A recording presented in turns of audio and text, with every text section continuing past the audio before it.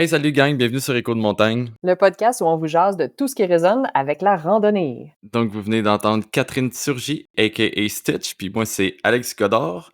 Donc, aujourd'hui, on va vous faire une formation, mais pas une vraie formation. Fait C'est que juste un podcast, hein? C'est c'est pas juste un une podcast. formation. Prenez pas ça pour acquis que parce que vous allez avoir écouté ce podcast-là, vous savez tout sur le sujet et que vous êtes invincible. Allez faire les vraies formations. Par vraie formation, on veut dire formation en milieu éloigné, cours de premiers soins et tout ça, parce qu'aujourd'hui, ça va être notre sujet vraiment. L'orientation, les trousses de premiers soins, les risques, les accidents qu'on peut avoir et bien sûr, où aller prendre toutes ces formations-là. Donc, on embarque là-dedans avec notre invité Guillaume Rivet. Salut Guillaume, écoute, on est vraiment content de t'avoir. Je sens qu'on a comme vraiment beaucoup de sujets à couvrir avec toi. Mais déjà, pour ceux qui nous écoutent, c'est qui Guillaume Rivet? Tu viens d'où? C'est quoi ton parcours? C'est une grosse question. Même moi, des fois, je me la pose. Là.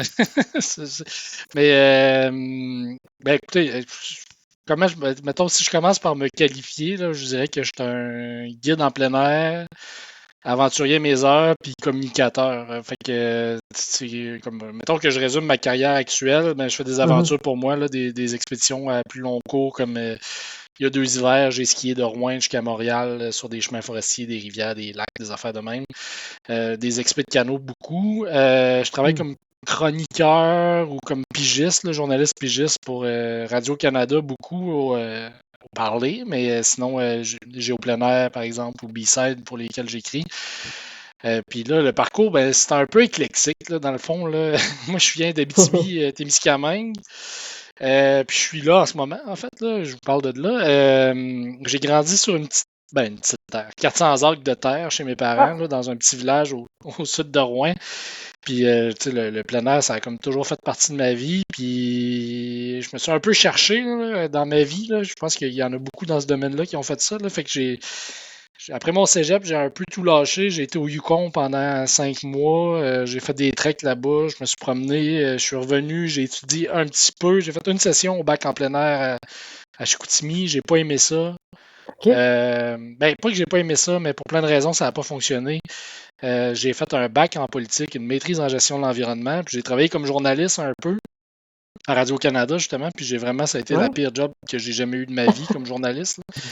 Fait que j'ai tout lâché ça. Puis je me suis parti m'accompagner en plein air par la bande où je guide des gens en canot, surtout en ski l'hiver. Puis là, j'ai été chercher mes formations d'instructeur, fait que de sauvetage en région isolée, secouriste, sauvetage en eau vive, secouriste en région isolée, sauvetage OK. en eau vive, canot d'eau vive, canot d'eau calme. Fait que je donne des cours dans toutes ces disciplines-là, en plus de guider, puis en plus de la pige, puis tout. Là, fait que Ben oui. ça tire quand même dans toutes les directions. Ouais, Oui. Et mais tu sais, en fait, c'est justement pour ça qu'on te reçoit, autre qu'on s'entend super bien avec toi, mais je veux dire, quand on s'est rencontrés la première fois, on a fini par tomber sur le sujet de le risque, tu sais, le premier soin et tout ça. Puis, dans le fond, tu sais, tu nous as mentionné que que tu donnais des formations à ce niveau-là. Fait qu'on s'est dit, wow, ça va être un match parfait pour un épisode à ce sujet-là. Fait qu'on va tout de suite embarquer dans le sujet, dans la préparation, en fait. Donc, si on y va de base, quand on part, qu'est-ce qu'on doit prévoir?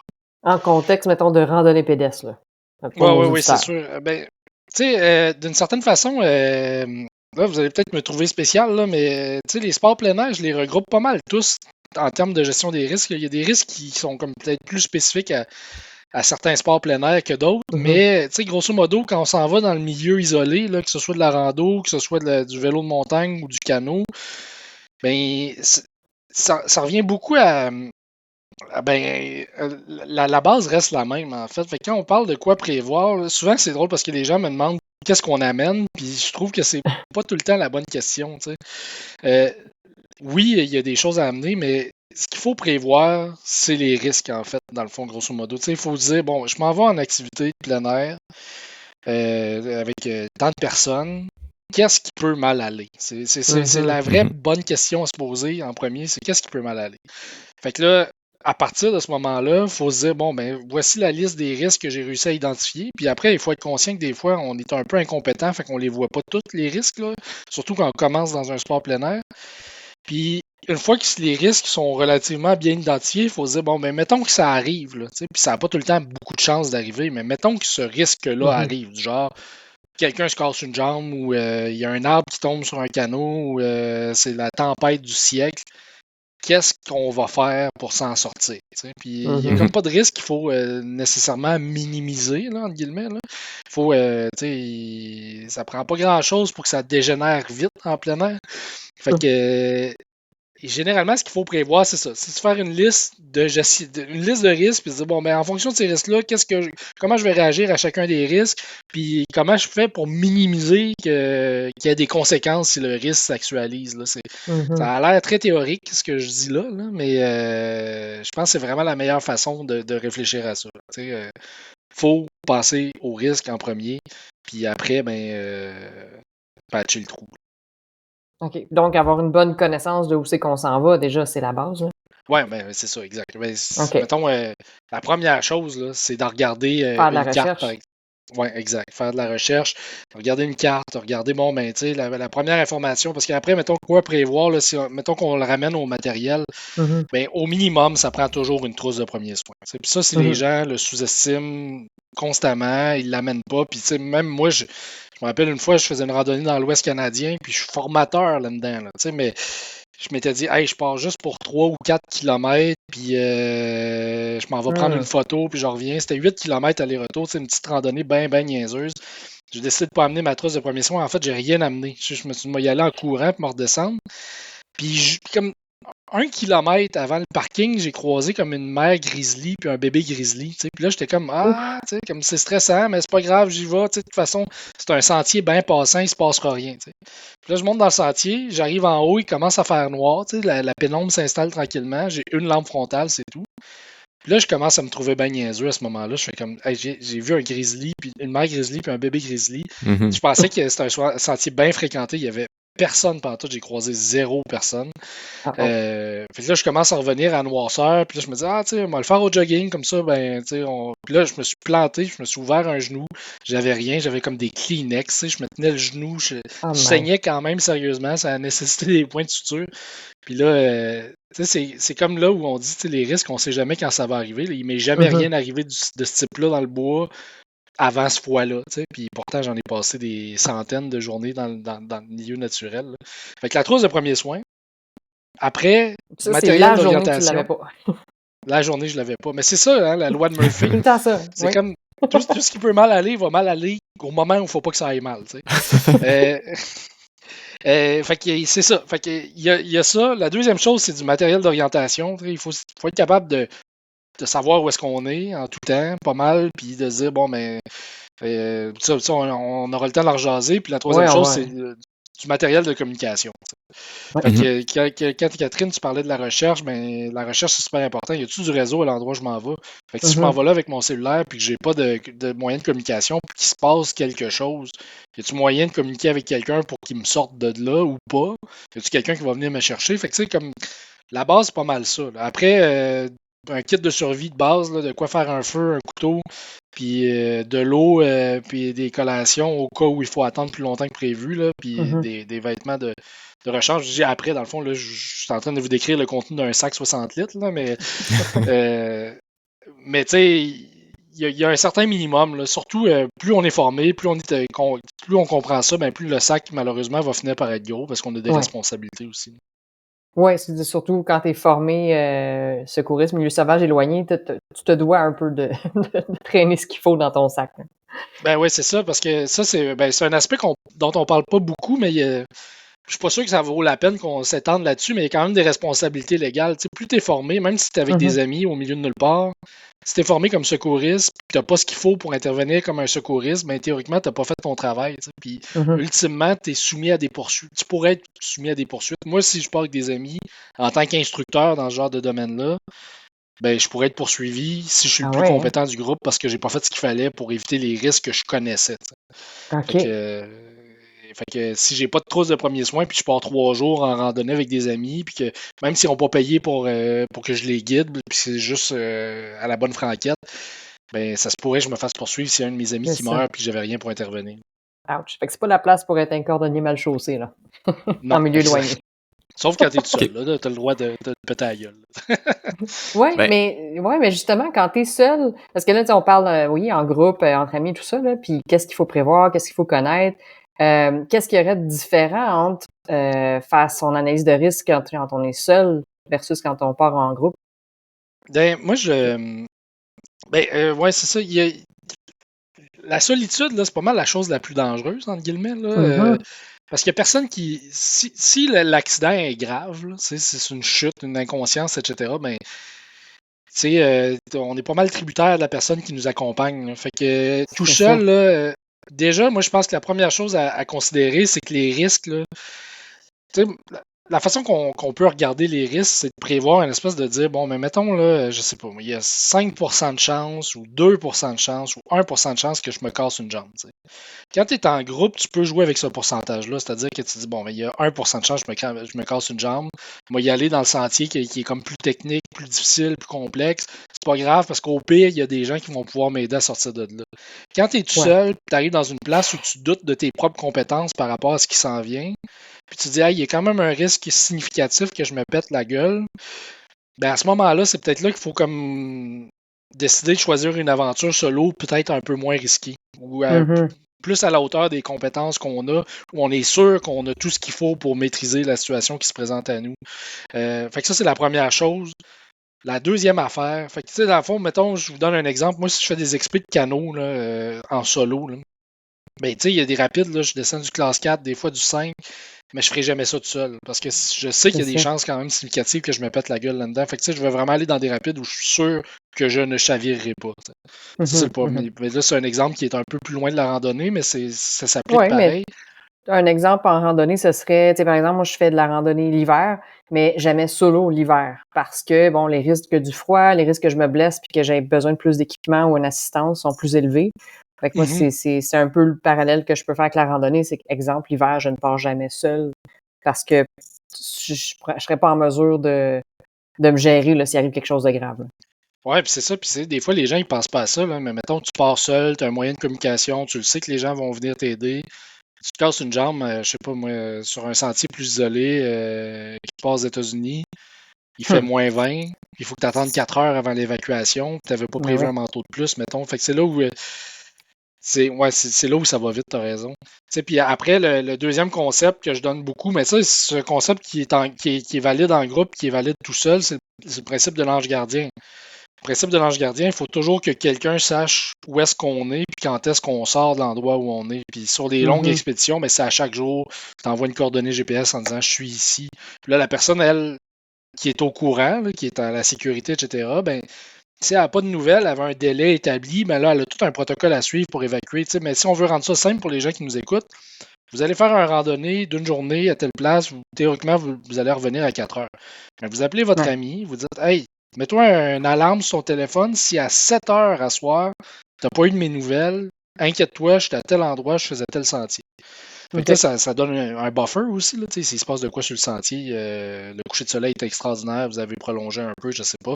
Mais l'ange gardien, ça sauve des vies. Puis bon, vous avez peut-être déjà vu le film, là, je pense que c'est oui. 124 heures, Ben, 125 j'ai heures. pensé exactement à ça, le 127, ouais. 127 heures, ça m'a fait penser à ça. C'est exactement ce qui manquait à ce gars-là, là, un ange gardien. Ouais, exact. Puis le pire, c'est que le gars, justement, il dit, tu sais, c'est la loi de Murphy. Le gars, il est formé, il sait que c'est la Il base sait d'informer très quelqu'un, bien. tu sais, puis dans le film, il l'explique là, que il se trouve cave là, parce qu'il aurait dû le dire à quelqu'un puis il l'a pas fait. Tu sais. Fait que c'est. Mhm. Tu sais, généralement, il va rien se passer. Mais la fois où il va se passer de quoi, là, c'est là que ça C'est là dégénère que. assez vite. Là, ouais. Ouais. Ben, Mais, puis c'est toujours l'erreur qu'on fait quand on commence à avoir de l'expérience, en fait, c'est de prendre notre expérience pour acquis puis de dire ah mais j'ai cette expérience-là, j'ai vécu tel truc, ben sur toutes ces fois-là, il m'est jamais rien arrivé, je suis hum, capable de gérer tout, il m'arrivera jamais rien, puis en fin de compte, ben t'as beau avoir la formation puis l'expérience, ben si t'arrive de quoi comme qu'on voit dans 127 heures, ben il y a une limite de ce que tu peux gérer quand même avec cette expérience-là. Là. mhm. Ouais, c'est ça. On s'entend, c'est la tempête parfaite, lui. Là, il fallait que la roche tombe puis qu'il coince Ouais, le ouais. bras. Puis, mais c'est ça. On- il il manque une main à cette heure. Ouais. Puis même en groupe, là, quand on n'a pas de réseau, comme nous, quand on fait des corvées de bénévolat, mettons, en sentier, ça prend quand même un ange gardien parce qu'on s'en va dans des régions qui n'ont pas de réseau. S'il arrive quelque chose, ne serait-ce même si on est en équipe, il faut qu'on ait quelqu'un à la maison, un support qui puisse appeler des secours s'il y a quelque chose ou qui sache justement à quelle heure on est censé sortir de là, même en groupe.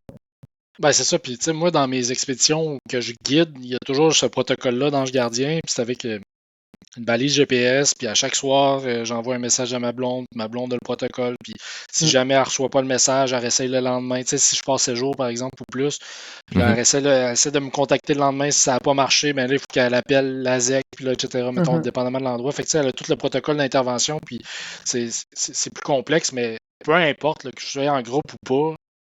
Ça peut être un moyen de communication qui lâche aussi au mauvais moment. Là, ça arrive. Là, fait que, Oui, pour une nuit, ça se peut des fois qu'on est dans une zone où le satellite se rend mal. Puis, comme tu dis, l'importance d'un protocole avec les personnes ressources à la maison pour pas qu'il y ait de panique inutile non plus. Oui, c'est ça. Savoir qui appeler au bon moment. Ni trop tôt, ni trop tard.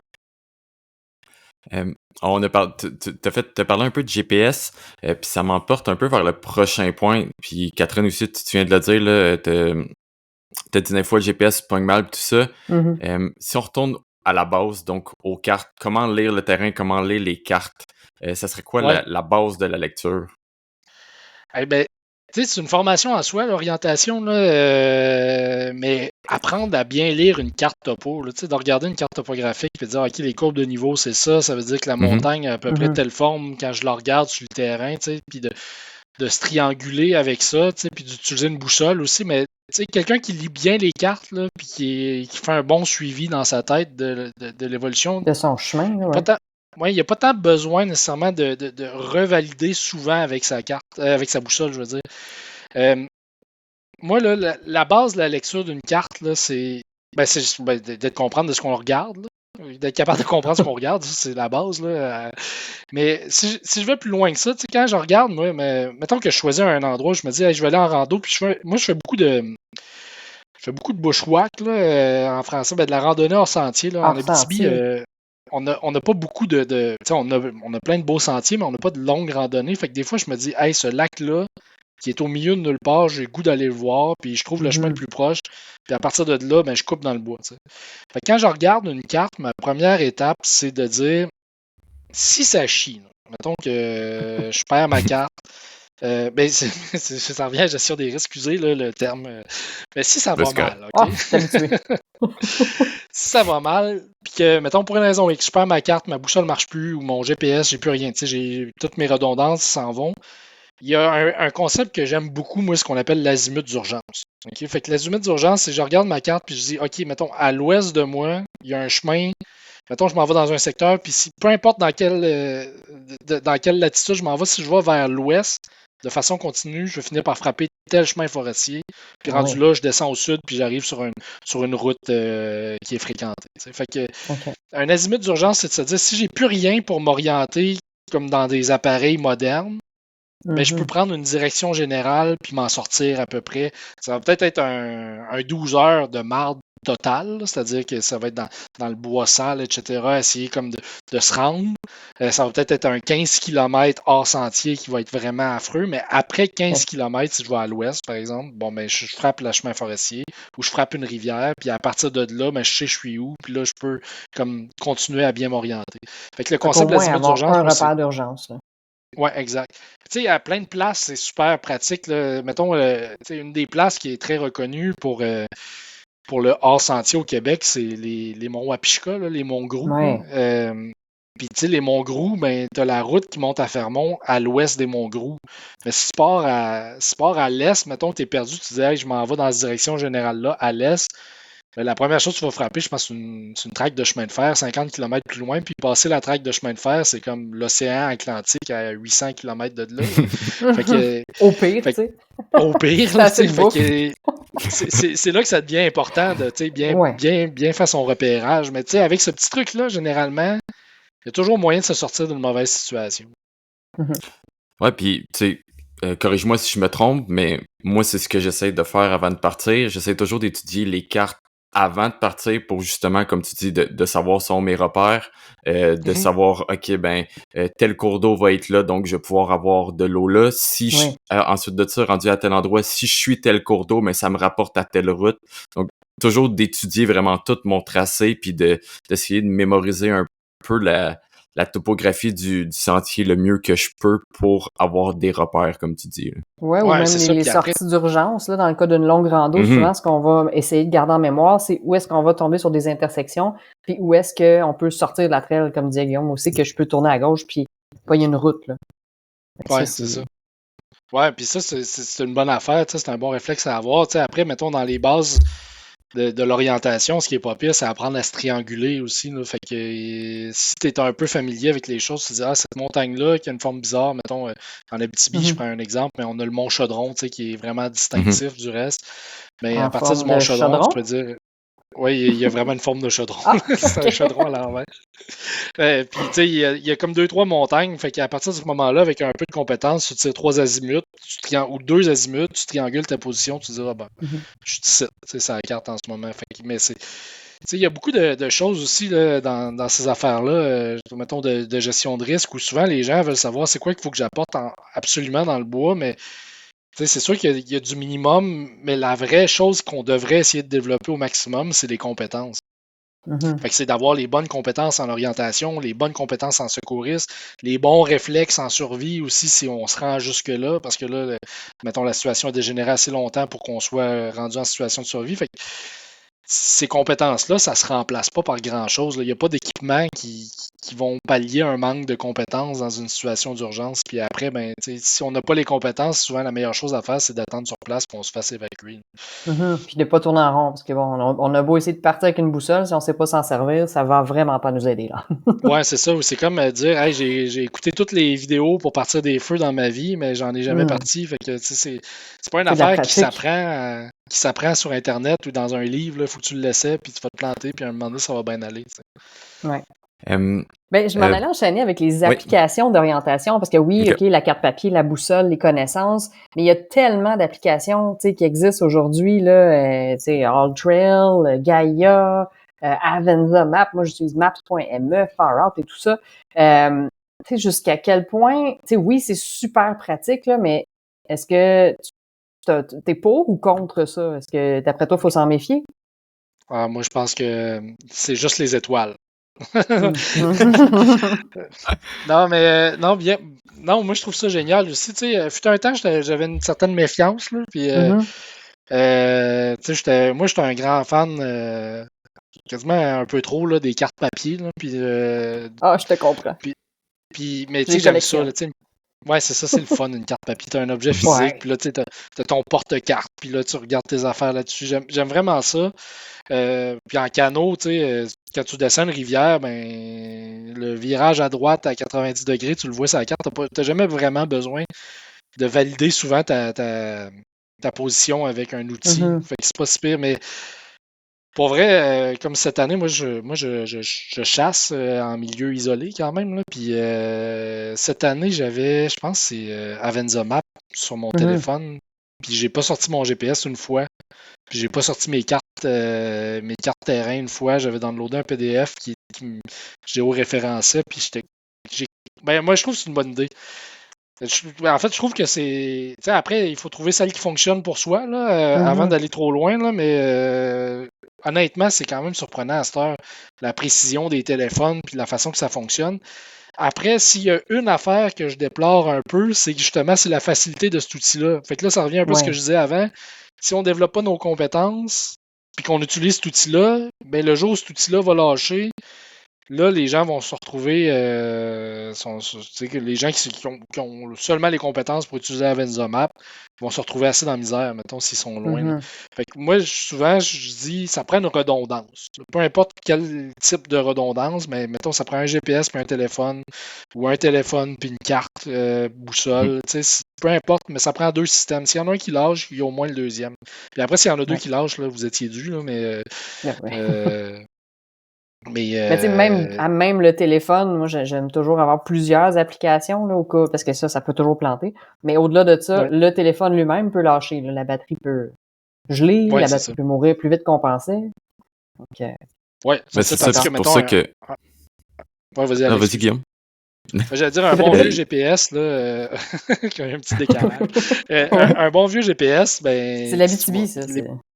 ben, c'est ça, mais les batteries. Trop loin. Ben, les batteries se changent, tu sais, sur le GPS, là. Tandis que le téléphone, ben, c'est rare qu'on a deux batteries pour notre même téléphone. Fait que, il y a ça, puis après, ben, la carte, elle n'a pas besoin de batterie, là. Fait qu'elle a juste besoin des compétences de lecture de carte, là, ce qui est quand même. Qui est pas donné, mais ça marche bien quand même, là. Ouais, puis la plupart des cartes sont waterproof, fait que pas d'excuses.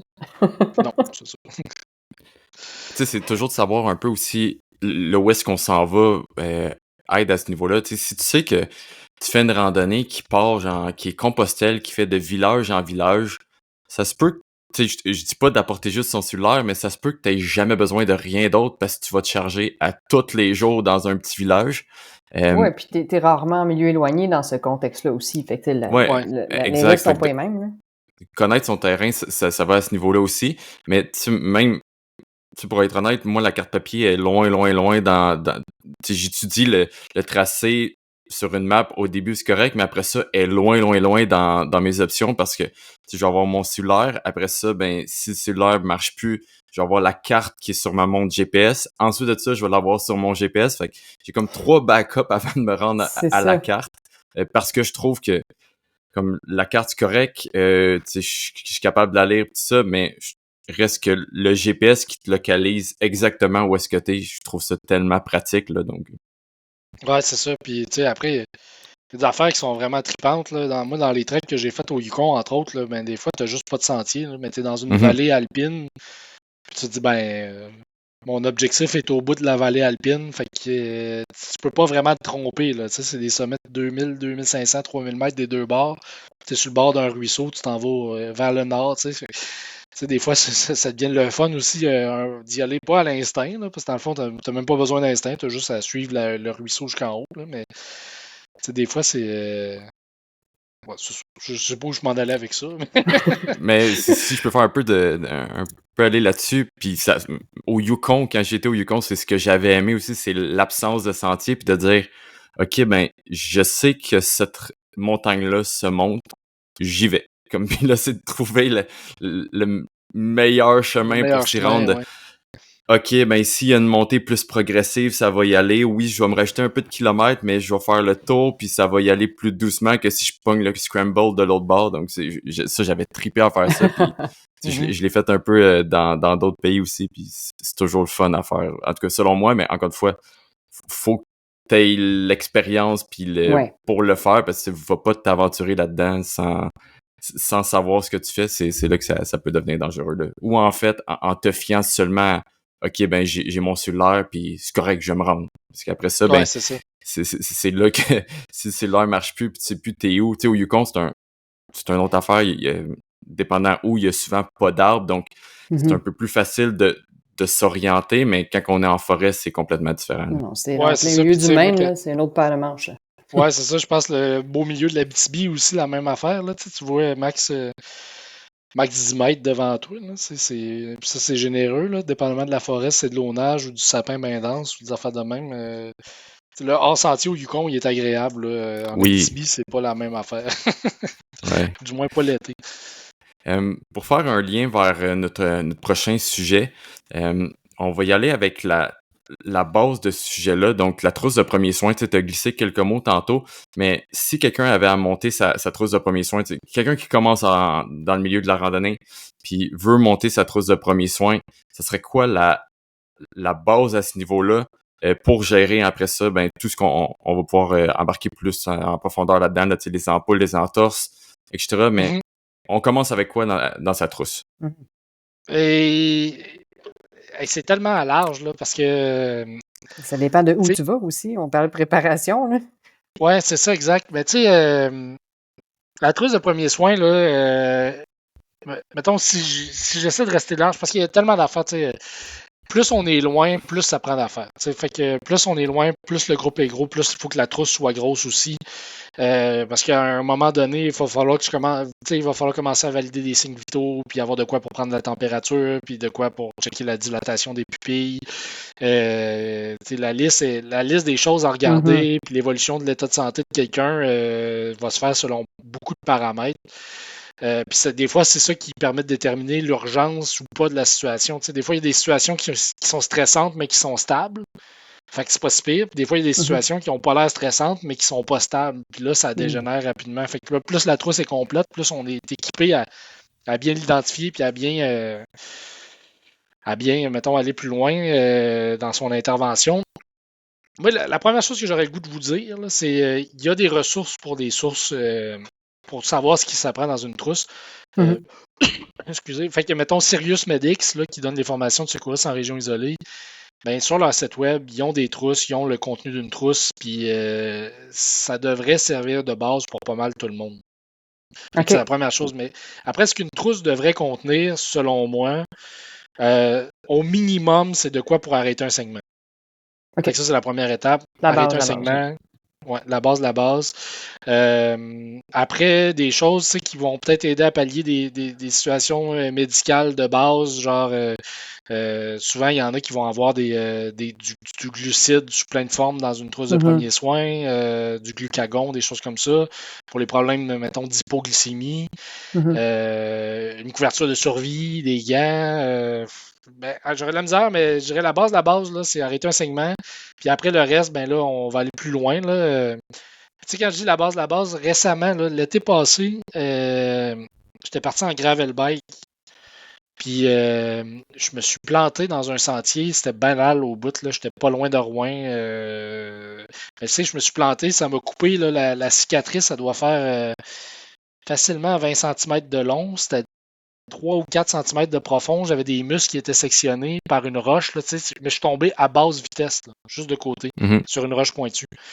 Puis j'ai été chanceux, ça n'a pas frappé d'artère, mais j'avais juste des compresses là, dans une petite trousse là, sur le côté. Ça aide à arrêter un saignement. Puis après, ben là, il faut savoir comment s'improviser un garrot si la situation dégénère plus vite. Mais ouais, le saignement, c'est le plus important. Après, moi, j'aurais vraiment tendance à référer les gens à une trousse complète.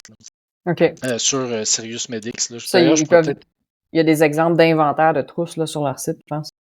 Oui, exact. Je vais vous envoyer ça. Peut-être que vous pourriez même mettre le. Ah ben oui, on pourrait partager le lien. Ouais. Parce que sinon, la trousse de base, mettons, qu'on va retrouver dans les magasins à grande surface, là, fait que ce soit n'importe quel magasin de plein air, est-ce qu'on va retrouver ce qu'il faut dans celle-là ou, selon toi, il va y avoir des trucs qui sont complètement inutiles puis d'autres qui vont manquer, en fait?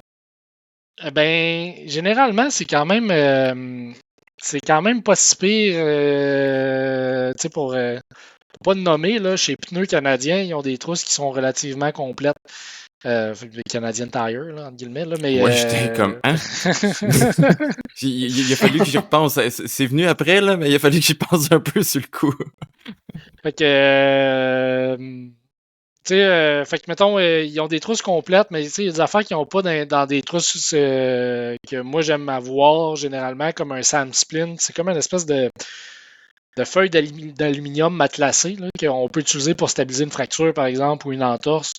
Ce petit genre d'affaires-là. Moi, à cette heure, pour vrai, dans mes trousses, j'ai toujours un garrot artériel aussi. Là, la science évolue vite par rapport à ces choses-là. Garrot artériel, Oui, parce que les garrots, il faut quand même être formé. Il y a beaucoup de nuances là-dessus. Il y a bien des débats. Là.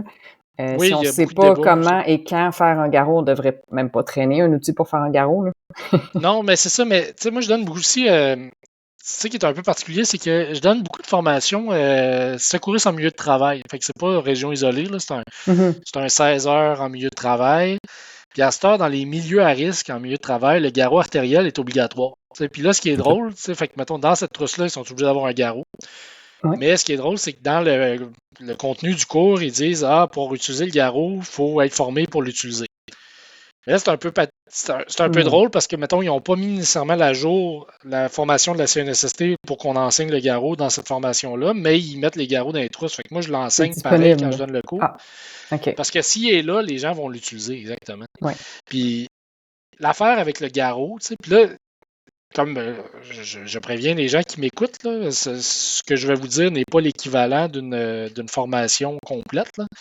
L'affaire avec le garrot, là, c'est que, dans le fond, là, un segment vraiment important, là, tu sais, qui est abondant, puis qui est incontrôlable, là. Ça veut dire que vous essayez, vous poussez fort avec des compresses, puis là, ça pisse le sang, puis ça sort à gros jets par du sang pulsé. C'est un sang qui est rouge clair. Ça veut probablement dire qu'une artère est frappée. Ben, la question à se poser, c'est si je mets un garrot, si je mets pas de garrot, est-ce que la personne va mourir? Hmm. Puis si la réponse c'est oui, ben rendu là, il faut mettre le garrot. Puis là, souvent, la question qui revient tout le temps quand j'explique ça d'information, c'est comme ouais, mais la personne pourrait prendre une jambe, perdre une jambe. C'est comme c'est vrai, c'est ça la conséquence. Si C'est je mets un ça, garrot ou sur la un vie, bras ou tu sur sais. une jambe, ben c'est ça exactement. Fait que la Ouais. considération, c'est de dire je suis prêt à sacrifier sa jambe pour pas qu'elle meure. Parce que si elle Mhm. meurt, elle va perdre sa jambe anyway. Tu sais. Fait que, Tout est dans mais tout. tout est dans tout. Mais après, c'est que le garrot, c'est comme ce que je dis souvent, c'est que c'est la bombe nucléaire du segment. là. C'est-à-dire C'est que ça. je veux dire, ça élimine le problème, mais ça en crée plein d'autres. Fait que tu sais, si vous êtes loin à l'autre bout du monde, que le segment est incontrôlable, ben, il y a des bonnes chances là, que la personne perde sa jambe. Si De vous toute êtes façon. proche, mais là, la chance que vous avez, mettons que ça m'arrive en ville, un segment vraiment incontrôlable, puis que tu sais, l'ambulance est là dans 15 minutes, puis que je suis à l'hôpital dans une demi-heure, Le garrot mais fera là, pas je vous trop de dirais, dommages. le garrot, ouais, c'est ça, il va peut-être en faire, mais il va y avoir des spécialistes qui vont le prendre en charge assez vite. tu sais. Mhm. Fait que c'est là où un peu la science du garrot a évolué, au sens où aux États-Unis, pendant un temps, ils ont commencé à les mettre automatiquement sur les blessures par arme à feu, les garrots, vous pouvez les mettre. Les ambulanciers ont commencé à faire ça, puis ils ont réalisé qu'ils ont sauvé plus de vies en faisant ça, puis qu'en même temps, les gens perdaient pas tant plus de membres. tu sais. Fait que c'était Ah, comme c'était un peu le trade-off. OK. Mais ça reste que là, il y a une différence entre une blessure impressionnante et une blessure Hmm. qui saigne de façon abondante qui va tuer quelqu'un. Parce que je vous Mhm. enverrai une photo de ma jambe qui n'a pas touché d'artère. Tu sais, moi, je parlais au 911 sur le main libre parce que j'étais plus capable de marcher puis j'avais des muscles. Tu sais, je voyais mes muscles en spasme. C'était vraiment Mhm. dégueulasse. Mais je pesais à deux mains sur ma jambe. Puis pendant que je parlais au 911, à un moment donné, j'ai réalisé que ça saignait pas tant que ça. Puis c'est juste ça que j'essayais de voir. Ça saigne-tu par sang pulsé? Puis le sein est rouge clair? Puis je le voyais pas. À un moment donné, j'ai tassé. Ça prenait mes deux mains pour couvrir la plaie. À un moment donné, j'ai tassé une de mes deux mains. Puis j'ai fait comme ah, ça n'a pas l'air de trop saigner. J'ai tassé la deuxième main. Ça saignait, mais c'était pas abondant. Mais Mhm. la blessure, tu sais, j'aurais montré ça à quelqu'un. Puis tu sais, je connais, je sais pas, 90% des gens que je connais auraient paniqué en voyant ça. C'est Mais c'était quand même pas un impressionnant. segment qui mettait à risque ma vie. OK.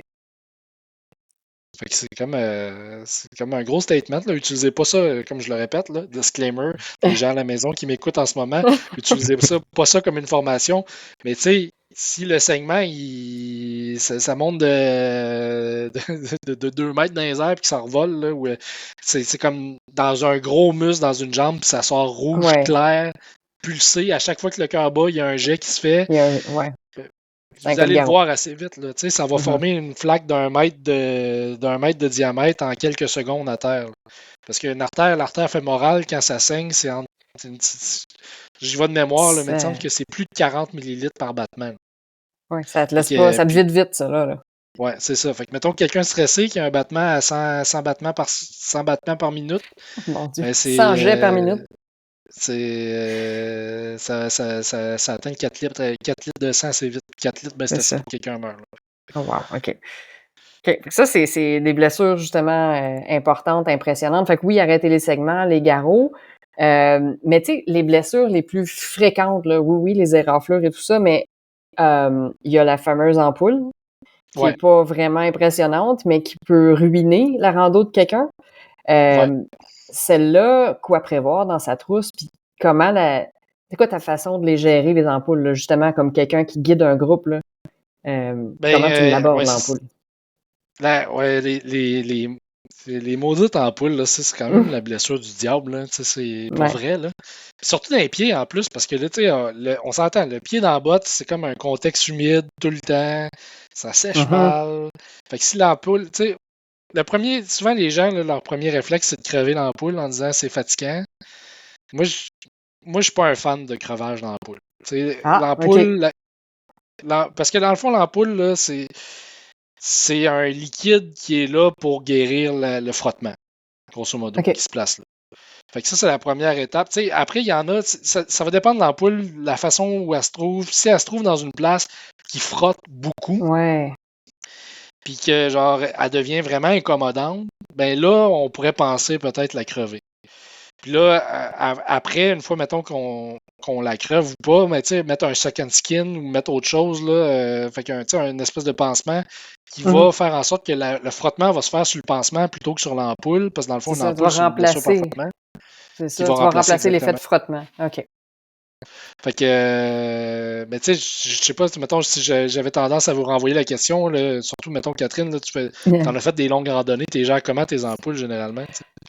Ben, comme tu dis, s'il est un endroit qui est incommodant, je vais la percer, mais je vais la protéger pour éviter, ben, en fait, pour éviter qu'elle continue de frotter, parce qu'il y a rien de pire qu'une ampoule pétée qui continue de frotter puis qui elle s'agrandit puis que là, tu perds ta peau, là.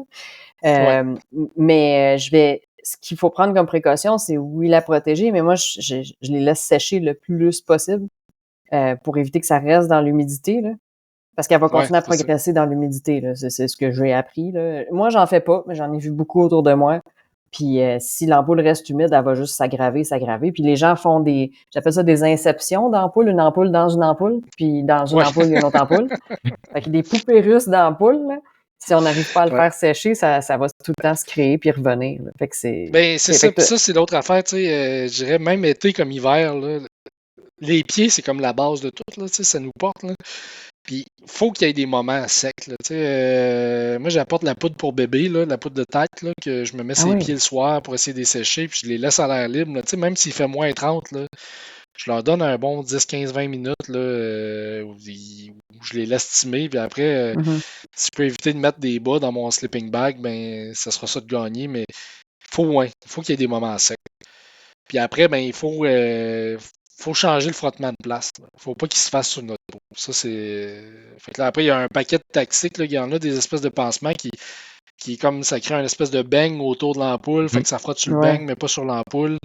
Ce genre de choses-là. Moi, le second skin, je trouve que ça marche. Ça marche aussi Ouais. en prévention, là, des fois. Là, euh, pas du second skin, là, mais un espèce de grand. C'est un gros tape, là, un peu élastique, là, qu'on peut mettre pour les gens qui en font d'avance des ampoules, là, qui le savent qu'ils vont Ouais. en faire, mettons, Où ça va ces frotter, là. talons. Ouais, mais c'est ça, ben, tu le mets direct en partant. Là, puis des fois, ces tapes-là, ils tiennent une semaine, 2 semaines, ils respirent. Mhm. Ça va super bien. Puis là, après, ben, je veux dire, après 2 semaines, ben, t'enlèves le tape, puis finalement, là, vu qu'on n'était pas habitué de marcher avec ces bottes-là pendant aussi longtemps, ben là, après une semaine, à un moment donné, le pied se place. Là. Mais la première semaine, de rajouter justement cette espèce d'affaire-là, je vais essayer de trouver le nom aussi. Là. J'ai Ben, il y Second en a Skin, mais un c'est quoi ça? bon. Ouais, mais il y en a un qui s'appelle le Hypafix. Hypafix. Et Ouais, c'est c'est ça, ça, c'est exact. celle-là. Super mince, c'est vraiment, ça fait une autre petite peau, là. Ouais. C'est Ouais, comme puis blanc semi-transparent, là. ouais, puis ça tient super bien, là. Ah oui, ça Mais, résiste à l'eau quand même. mais Puis, ça, tu tu sais, sais, pour la. Ouais, excuse, je t'interromps, Alex, juste vite fait, là, mais tu sais, ouais. moi, une histoire d'ampoule, j'en ai une bonne, là. Justement, quand j'ai fait mon expédition de Rouen jusqu'à Montréal, ben, je devrais dire d'Abitibi jusqu'à Montréal, là, c'est plus complexe que ça, mais ça pour dire, euh, j'étais en ski, sauf un bout où je marchais sur le bord de la 117, dans la réserve faunique de la Vérandrie, jusque dans les Hautes-Laurentides. Puis il y avait comme une équipe, fait que j'étais en ski au début, puis je traînais un traîneau, fait qu'une Polka avec tout mon stock dedans en ski. Puis quand j'arrivais sur le bord de la 117, je pouvais pas avoir mon traîneau. Fait que Hmm. j'ai tout mis dans un sac à dos, puis je suis parti. Mais l'affaire, c'est qu'il y a une équipe qui venait comme ramasser mon traîneau, puis qui le ramenait en Abitibi. Puis qui était censé m'apporter des bottes de marche. Puis pour une raison X, Oh. dans le transport, les bottes de marche ont été oubliées. Fait que j'avais pas les bottes. Puis j'ai fait, ben tant pis, je vais marcher avec mes bottes de ski de fond. Oh non. Fait que c'était comme c'est quand même des bottes de ski hors piste. Fait que c'est comme. Ça ressemble un peu plus à des bottes de marche, mais c'était pas fait pour ça, pas en tout. Là. C'est bien Puis moins mon flexible, sac là. était vraiment lourd. Puis j'ai décidé, tu sais, j'avais pas le goût d'attendre 8 heures là-bas. Là, tu sais, j'étais en mission. Là. Fait que je me suis dit, moi, y aller pareil, puis ça changera rien. Ça faisait 2 semaines que je faisais du ski. Fait que je me dis, bon, tu sais, si j'avais eu à avoir des ampoules, ce serait déjà fait. Pire erreur Mhm. à vie. pars, fais le premier 15 km, parce que j'arrive, mettons, à moitié de journée, je marche 15 km sur le bord de la route, je monte ma tente, je regarde mes pieds, je fais comme, oh, ça va pas. Le lendemain, je repars, puis là, j'avais, je pense, 35 ou 40 km à faire jusqu'à la station. C'est la première station-service que je croisais. Puis j'avais tellement mal en dessous des pieds que je me suis dit, si à moitié de la journée, je me dis, je peux plus arrêter parce que si j'arrête, je repartirai pas. Tu sais, c'était ça dans ma tête.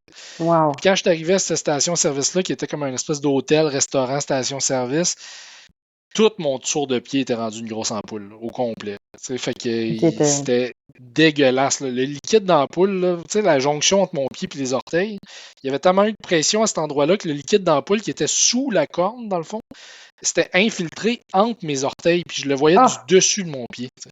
Ça faisait des bulles entre tes orteils? Entre mes orteils, oui. Fait que, puis là, j'étais comme, ouais, ok, ça c'est sérieux. Puis ça, si elle crevait, cette ampoule-là, je veux dire, c'est sûr que c'était fini. Là. Je pouvais pas marcher sur mes pieds. Fait que, là, j'ai pris 2 jours. Sur la peau à vif, là, si ça pète. Ouais, c'est ça. La peau à vif en dessous de je sais pas quelle épaisseur de corne. Fait que ça pour dire, j'ai pris 2 jours où j'ai rien fait. Littéralement. Puis la première journée où j'ai rien fait, mes 2 pieds ont dû doubler de volume. Là. Ils ont enflé au bout. Puis après, j'ai mis de l'Hypafix à grandeur sur mes pieds. Puis j'ai pas eu de problème pour le reste jusqu'à Montréal. Fait qu'il me restait quand même encore 350 km. J'étais à peu près à Mont-Laurier à ce moment-là. OK. Mais l'Hypafix, ça marche bien. Oui, hein, tu t'es fait des bottes en Hypafix. C'est super. Oui, c'est ça. Des chaussons d'Hypafix, ouais. Mais oui, ça fonctionne bien. Puis en fait, c'est vraiment, je pense, ça serait la chose à faire, c'est de se connaître. Donc, en fait, dans tous les cas, ça serait de pas partir pour faire un 200 km. Ta première randonnée, tu vas faire 200 km, puis là, tu te ramasses avec un ampoule. C'est de commencer plus petit que ça. Puis en commençant plus petit que ça, ben, tu vas commencer par savoir, OK, ben, à chaque fois que je pars pour faire un 10 km, j'ai toujours un ampoule à la même place. Fait que là, c'est de se questionner, premièrement, est-ce qu'il y a un problème avec mon soulier? Si oui, ben, OK, mais peut-être qu'il faudrait que j'essaye un autre paire de souliers, puis ça va peut-être régler le problème. Puis après ça, mais si après plusieurs paires, tu finis toujours par avoir un ampoule à la même place, mais c'est là de se taper en avance aux endroits qu'on sait qu'on a plus souvent un ampoule. Donc, justement, pour prévenir le problème. Ouais, puis, tu sais, comme... c'est moi du secouriste, là, je pense que c'est plus même dans votre champ d'expertise, mais c'est comme des recettes, hein, ces affaires-là. Puis c'est pas tout le monde qui aime la même recette. T'sais. Fait que moi, il y a des gens justement que je connais qui font pas d'ampoules puis qui n'ont aucun problème. Puis il y a des gens que je connais qui font des ampoules dès qu'ils mettent une botte de marche, peu importe la botte. Fait que, mais pour certaines personnes, c'est de mettre 2 paires de bas. Puis pour d'autres, il y a des espèces de bas à double paroi. Fait que le frottement se fait sur la deuxième paroi du bas. Faut que la personne trouve sa recette. Puis ça, il n'y a pas de prend secret. Non, ouais, ça va en prendre des ampoules. Pour apprendre. Ouais, puis des fois, on finit par trouver la recette parfaite. Fait que, si, mettons, je donne la mienne, moi, c'est, comme tu dis, c'est 2 paires de bas. Après ça, c'est sûr que je suis quand même actif. Je suis quand même toujours actif. Fait que mes pieds, ils ont toujours de la corne, là, à part jamais cette corne-là. Là, j'ai les pieds épais. Mais sinon, j'ai fini par trouver la bonne paire de souliers qui fait que maintenant, cette paire de souliers-là, je peux l'acheter, la prendre directement du magasin puis partir faire 200 km puis j'aurai pas d'ampoule. Parce que cette paire-là est parfaite à mon pied. Mais tu sais, c'est pas une recette qui s'est trouvée du jour au lendemain. Là. Ma première paire de bottes, j'avais un ampoule après 10 km. Ouais. Ben, j'ai un peu la même recette que toi, Alex. On a déjà parlé dans les autres épisodes, mais c'est 2 paires de bas, puis moi, c'est mes orteils qui s'entretuent, fait que c'est des bas à orteils. Sinon, ils se battent entre eux, ça finit en bain de sang. Tu sais, les ampoules entre les orteils, j'ai connu ça beaucoup. Ça m'est arrivé aussi, c'est tellement douloureux en plus. Ouais, la petite crête qui se fait en dessous de la petite orteil, là, je sais pas, pour ceux qui savent. Ceux qui savent, là. La deuxième orteil qui pile sa plus petite, là. Ça m'arrivait souvent.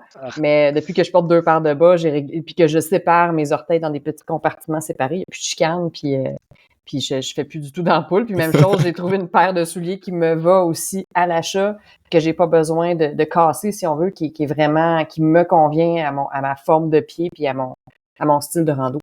Mais tu sais, ceci dit, les ampoules, à ta connaissance, Guillaume, moi, j'ai jamais vu de complications graves à part la douleur aiguë que ça cause, mais pour la santé, est-ce qu'à ta connaissance, il y a des risques graves liés à des ampoules? Pour se rendre au risque grave, il faut que la personne s'ignore longtemps, là, mais quoi que des fois, il y a des clients dans certains contextes qui sont capables d'endurer des affaires jusqu'à ce qu'à un moment donné, quand tu regardes, tu fais comme, oh ouais, tu aurais dû demander de l'aide avant. Ben, c'est justement l'ampoule dans un milieu humide en permanence. Ben, comme tu disais, Catherine, elle guérira pas aussi bien ou elle guérira pas tout court. Puis si, mettons, la peau est arrachée, ben après, à un moment donné, ça peut commencer à s'infecter, pour vrai. Fait que là, tu sais, à partir d'un certain point, à un moment donné, la situation va juste dégénérer. Puis si on est rendu là, ben, il n'y a plus de solution à part, genre, rentre chez vous, puis repose-toi, là, puis mets de l'antiseptique là-dessus, puis du polysporin, des affaires de même. Tu sais, c'est pas un mauvais réflexe de le faire non plus en rando quand ça commence à rougir, là, mais ça pourrait s'infecter. Oui. Comme ça peut vraiment bien dégénérer une ampoule. Mais tu sais, des fois, il parle des fissures de pied, là.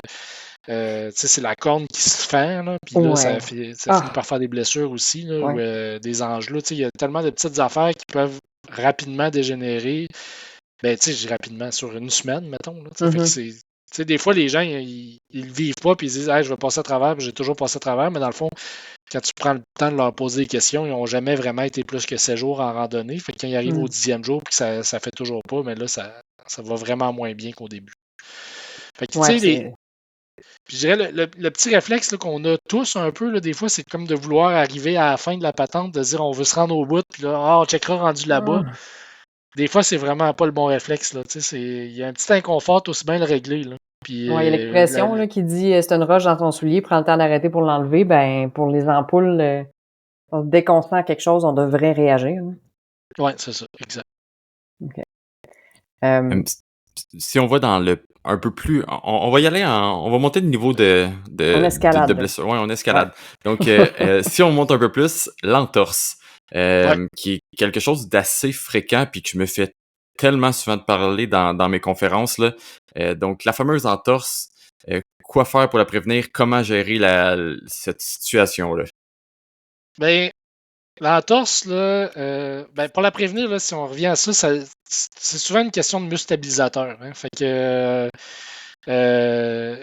d'être en forme, de faire des exercices d'équilibre, de marcher fréquemment dans des situations qui sont pas genre sur l'asphalte en ville, mais plus dans un sentier avec des racines, des choses comme ça, qui travaillent les muscles stabilisateurs, ça va vraiment aider à prévenir les entorses éventuelles parce que justement, les muscles stabilisateurs réagissent mieux.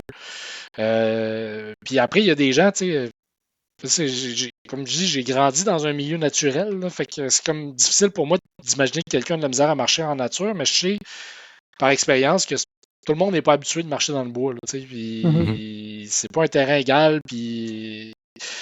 Fait que, après, il y a savoir où mettre son pied, où c'est glissant, où ce l'est pas. Après, si l'entorse arrive, ben là, l'entorse, c'est comme bien, bien variable d'une façon à l'autre.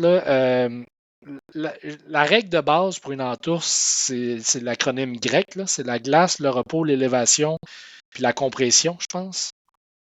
Okay. Fait que l'entorse, ça va mener à une enflure, c'est sûr. L'enflure, on va essayer de la limiter. Là. Quoi qu'il y a la littérature scientifique qui commence à dire aussi que l'enflure, c'est bon puis il faut la laisser là. Mais la glace va aider à diminuer la douleur. Le repos va aider aux muscles, pas aux muscles, mais aux ligaments, au corps à se réparer. L'élévation, justement, c'est pour l'irrigation sanguine. Puis après, la compression, c'est de mettre un bandage, justement, qui va limiter l'inflation puis qui va stabiliser un peu l'entorse. Les entorses, c'est un spectre. Tu as des entorses légères qui t'empêcheront pas le lendemain de continuer à marcher, puis tu as des entorses sévères qui vont t'empêcher avec une rupture partielle de la peau, là. Oui, c'est ça, exactement, des ligaments. Fait que là, en fonction de tout ça, c'est là qu'on choisit, c'est-tu là que notre rando arrête ou on continue.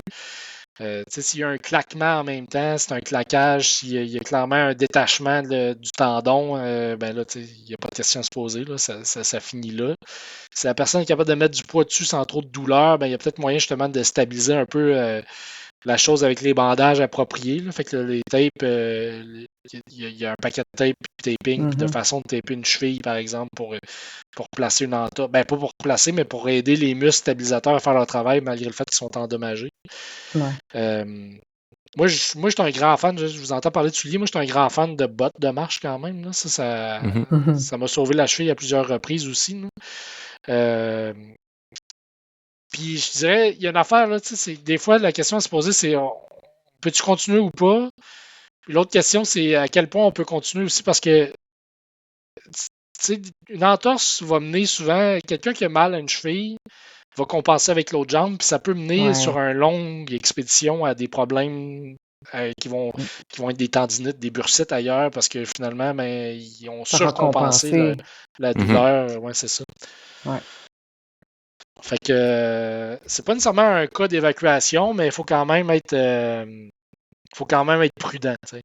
Puis c'est de voir y a-tu une mobilité, y a-tu une grosse y a-tu c'est ça, c'est-tu bleu, y a-tu une grosse enflure, puis ça, c'est des signes que c'est pas de mobilité, c'est bien enflé, puis ça commence à être bleu out, ben généralement c'est de dire ben ça finit ça. Là, ouais. C'est ça. Tu prends le chemin le plus court pour revenir au véhicule. Ouais, c'est ou ça. au point de départ. Ouais.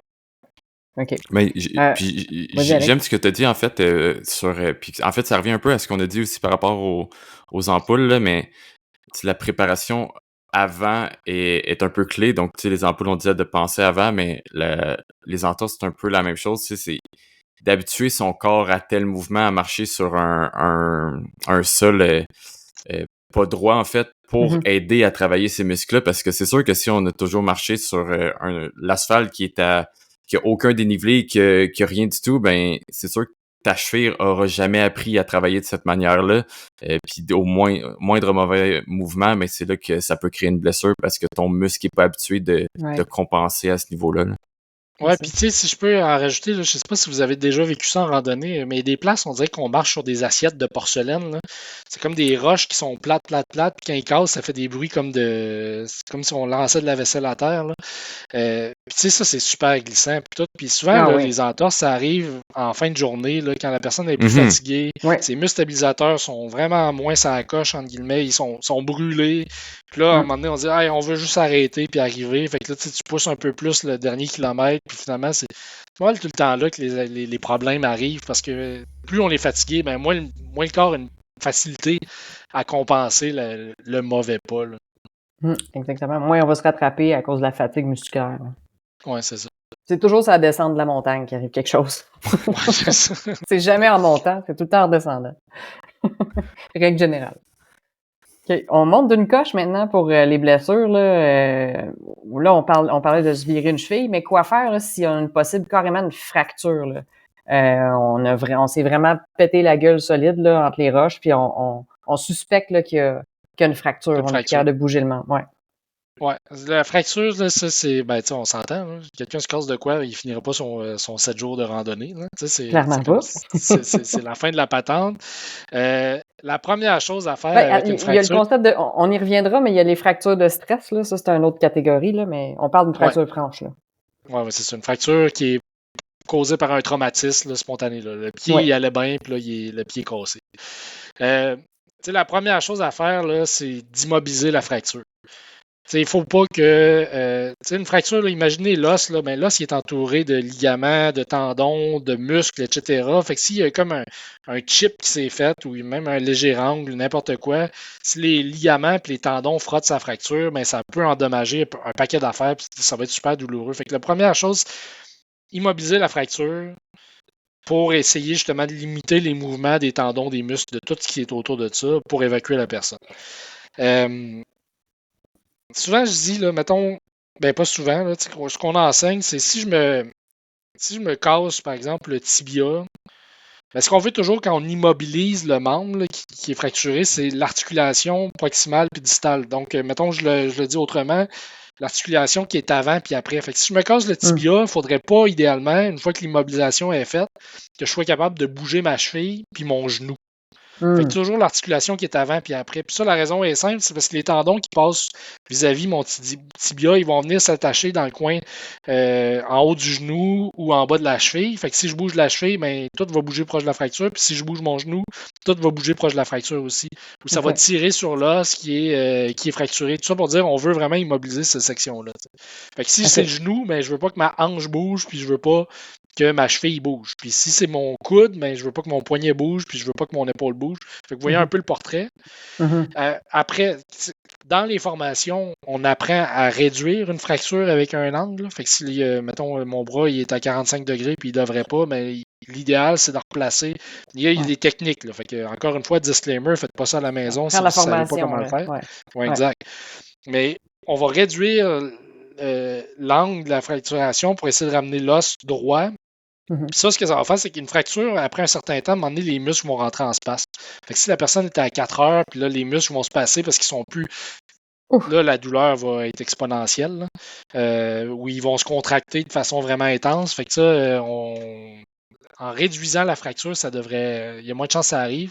Puis si ça arrive, il y a moins de chances que ça empire à ce niveau-là. Ça fera moins de dommages. OK. Ouais, c'est ça. Fait que c'est d'immobiliser puis d'évacuer.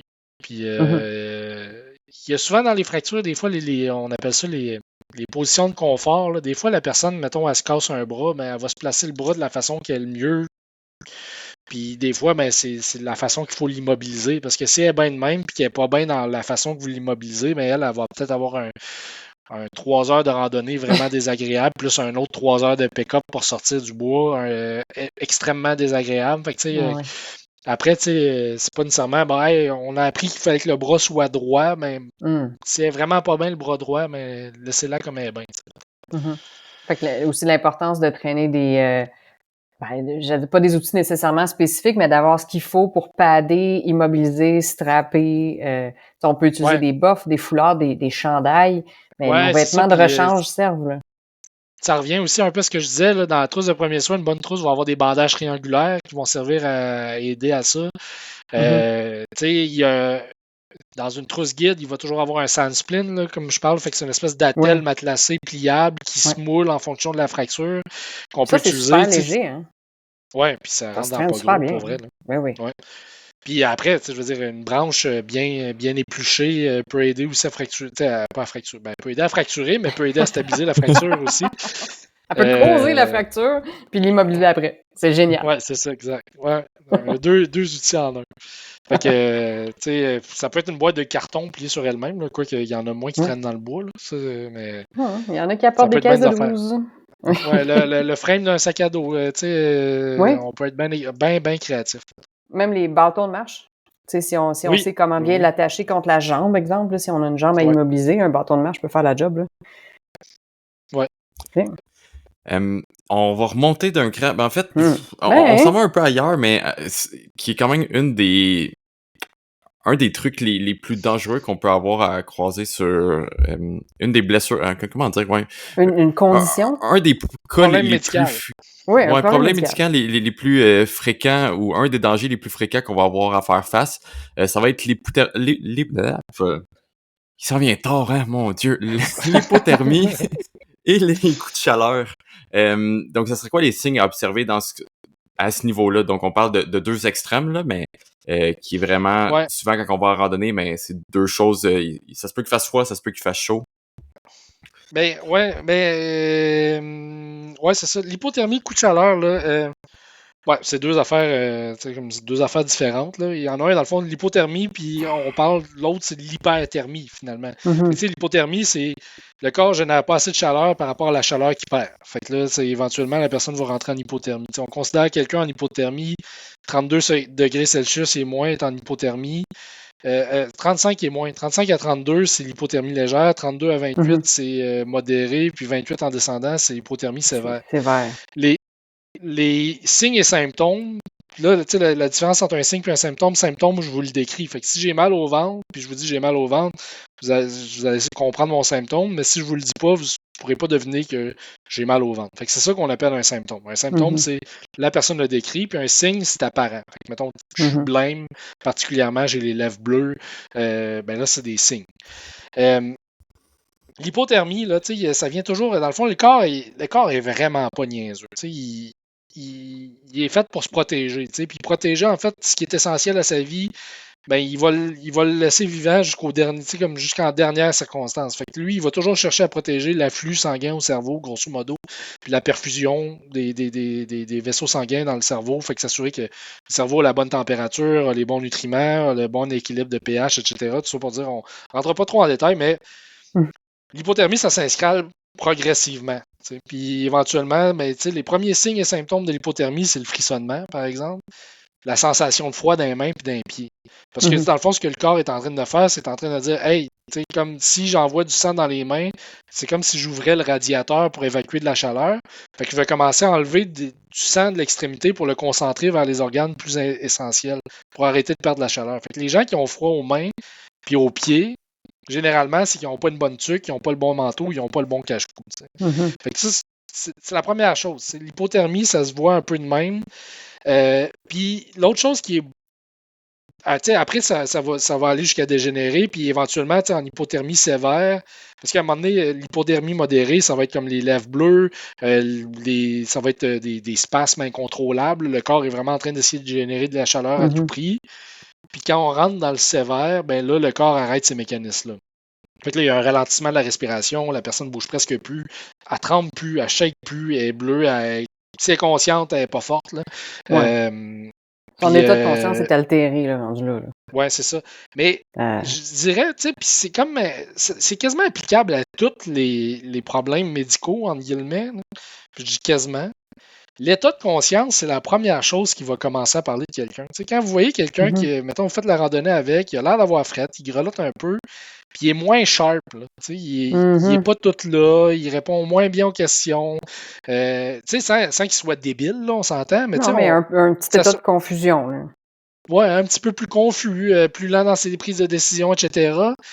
Mais ça, souvent, c'est les premiers indices. Tu sais, on est habitué souvent avec les gens avec qui on passe beaucoup de temps, on dit, hey, on la voit évoluer, puis ça y ressemble pas. Tu sais.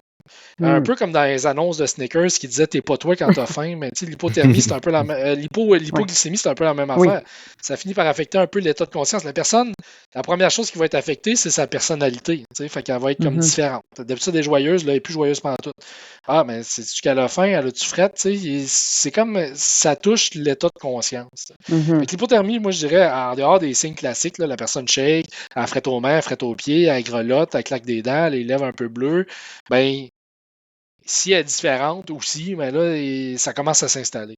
Après, on Ok. s'entend, là, pour se rendre en hypothermie sévère, il faut que ça dégénère solide. Là. Tu sais, généralement, c'est genre la tempête du siècle, puis vous n'avez pas trouvé d'abri, puis là, le monde est collé, puis est assis, puis attend que ça passe, puis là, tu sais, ça dégénère sur le long terme. Là. Mhm. Euh, puis là, après, il y a toute une façon, il y a plein de façons, tu sais, mettons, légère, modérée, on va essayer de réchauffer la personne en se concentrant sur le tronc. Mhm. L'hypothermie sévère, il faut théoriquement qu'elle soit réchauffée en milieu hospitalier, parce qu'un réchauffement trop rapide va tuer cette personne-là. Fait Ah que, oui, ouais. parce que dans le fond, c'est comme de dire, bon, OK, le corps a réussi à se préserver, mettons, tête, cœur, poumon, là, tu sais, l'endroit essentiel pour qu'il survive, a réussi à se préserver à une certaine température, mais le sang dans les jambes, lui, est peut-être à 4 degrés. Là. Fait que Il envoie si ça. on réchauffe toute la personne, on la prend, puis on la porte, puis on la sac dans une douche d'eau chaude, il va y avoir une dilatation de ses vaisseaux sanguins, puis son sang à 4 degrés va remonter vers son cœur, puis ça peut causer un arrêt cardiaque. Tu sais. Fait que, Wow. le réchauffement dans une hypothermie très grave va se faire comme de façon très, très contrôlée, puis très, très progressive aussi dans un milieu Mhm, mhm. hospitalier. OK.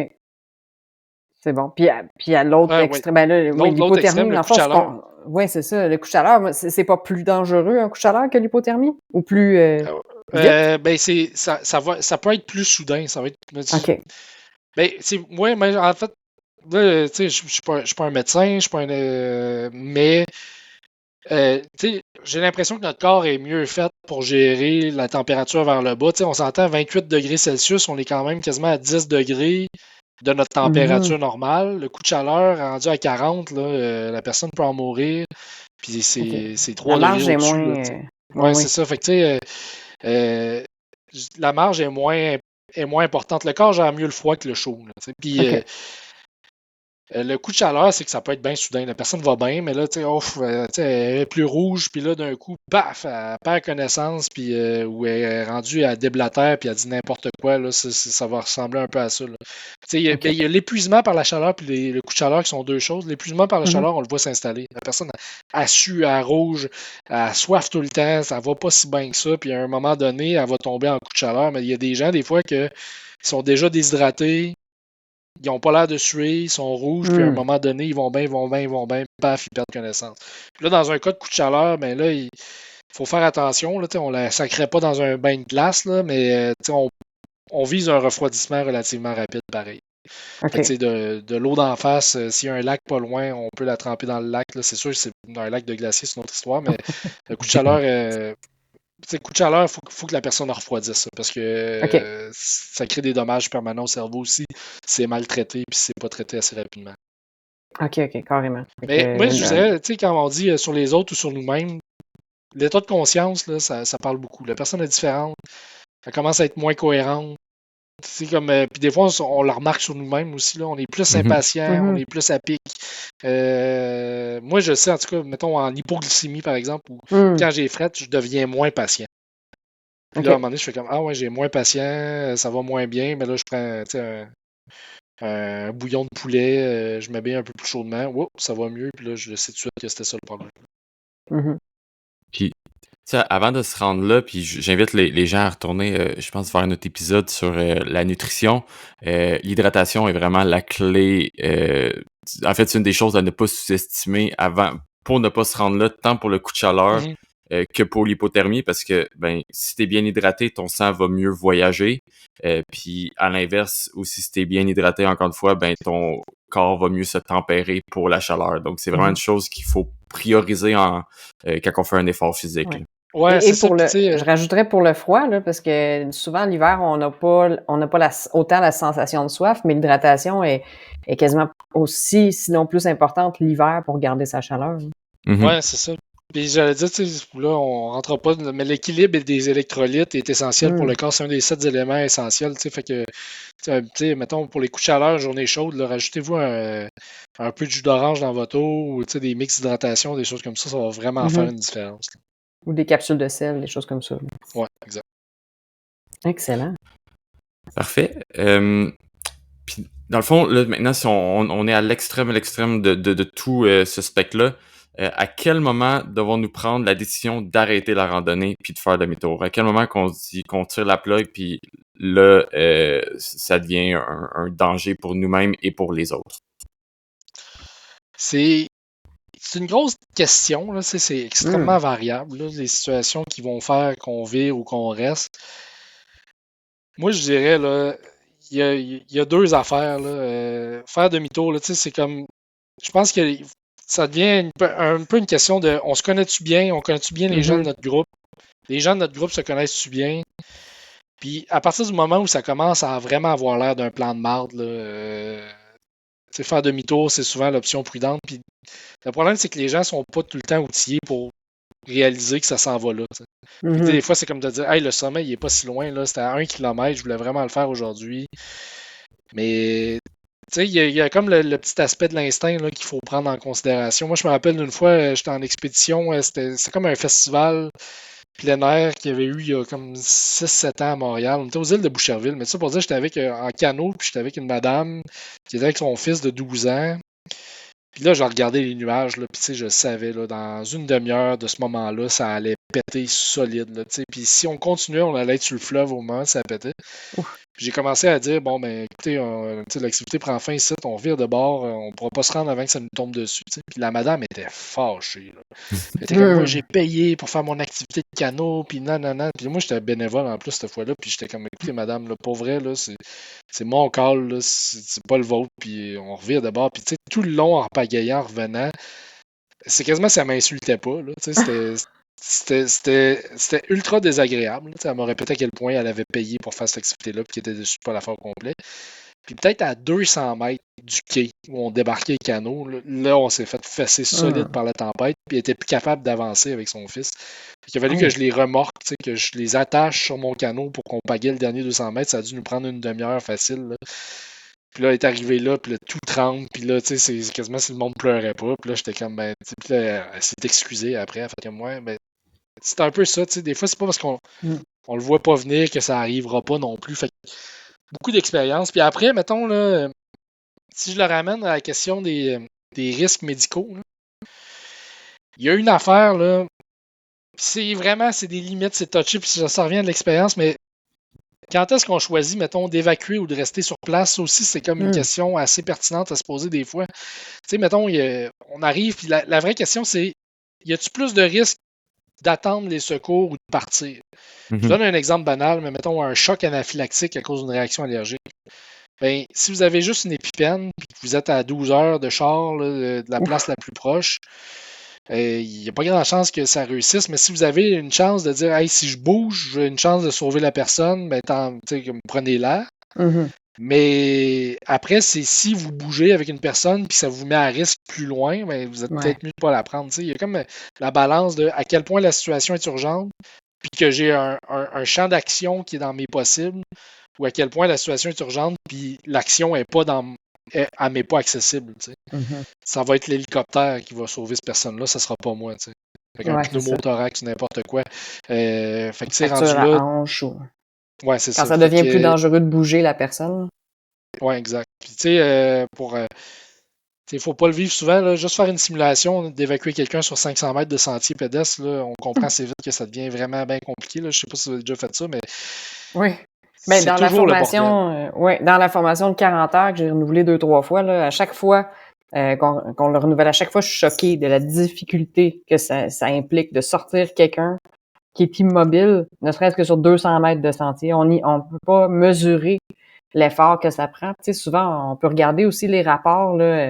Moi, j'aime ça, là, regarder les rapports d'évacuation, mettons, dans le nord-est américain, là, ils les publient souvent. Puis le temps que ça peut prendre, là, écoute, il y a un couple qui s'est fait sortir, des Québécois, justement, qui se sont fait sortir d'un sentier, le Trap Dyke, dans les Adirondacks, tout récemment, là. Ça a pris 12 heures.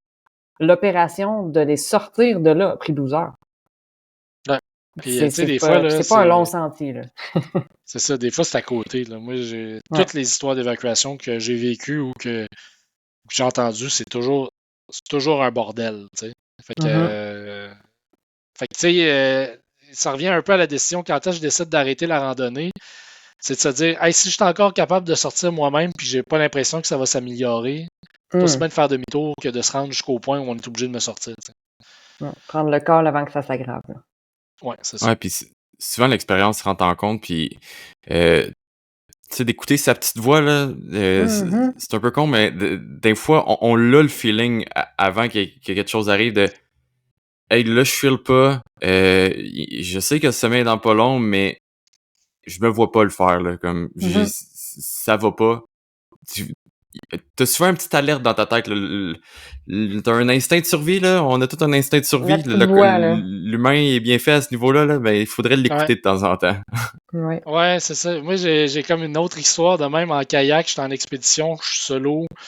Je m'étais dit que je me rendais voir ma blonde en kayak de mer tout seul. Puis, elle travaillait dans un camp de vacances. Puis, tu sais, de chez mes parents, dans ce temps-là, ça doit faire comme 10 ans de ça, facile, peut-être 12 même. Chez mes parents, il y a un quai au bout, puis il y a une rivière. Puis la rivière donnait au camp de vacances. Mais tu sais, c'était comme 3 ou 4 jours d'expédition. Tu sais. Puis là, je me dis, bon, on va la voir. Tu sais. Fait que là, je mets le kayak à l'eau, puis je pars la première journée. Puis là, je suis comme, ah, tu sais, ça va super bien, belle journée, puis tout. Puis là, pendant la nuit, je me couche, puis là, je regarde la carte, puis je suis comme, hey, je pense que j'ai vraiment mal évalué mes distances. Puis à cette époque-là, j'étais pas formé, là. J'étais vraiment plus un peu broche à foin dans mon approche, là.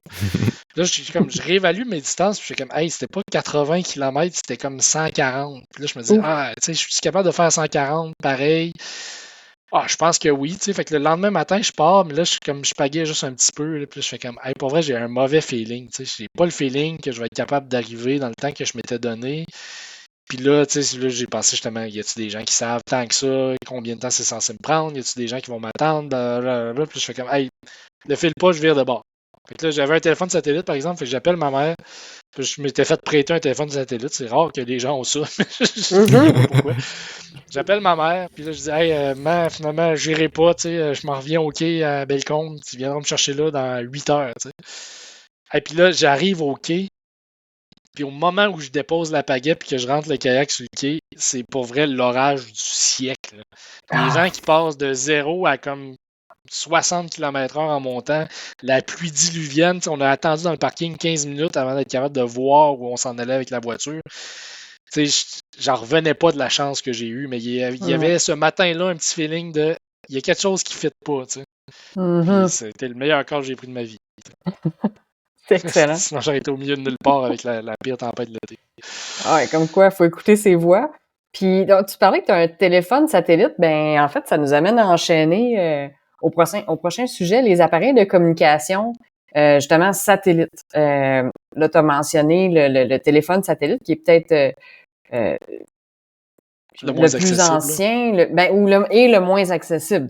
Ça fait longtemps qu'il y a des téléphones satellites sur le marché, mais c'est très rare qu'on a les moyens de s'en équiper là, pour monsieur, madame, tout le monde qui part faire le sentier des Capes, mettons.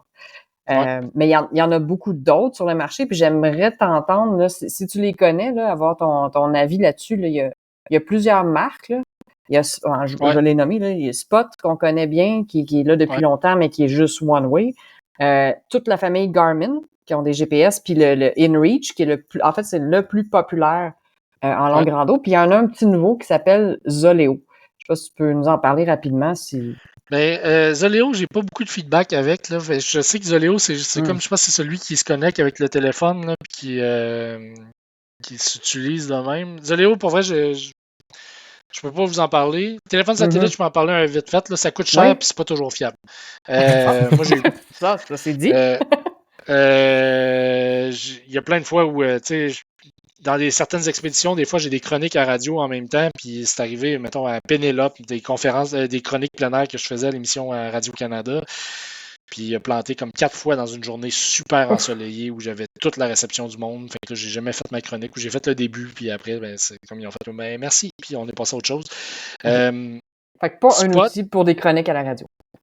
Non, puis tu sais, il faut pas partir avec un téléphone satellite en disant je vais être joignable en tout temps puis je vais pouvoir appeler en tout temps quelqu'un. Ça se pourrait qu'il marche pas pendant 12 heures. C'est comme c'est dans le spectre des possibilités. Moi, ce que j'ai, c'est un Garmin InReach. Je pense que c'est l'Explore Plus. Là. Je l'adore. Il va avec le GPS intégré, ça.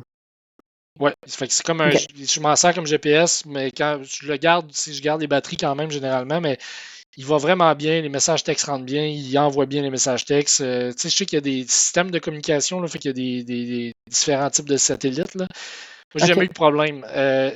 J'ai déjà vu des gens, j'ai déjà utilisé des spots, puis les spots, je les ai trouvés moins fiables, honnêtement. Ça dépend du spot. Oui, c'est ça. Fait qu'il y a des gens que je connais. C'est ce que j'avais, ouais.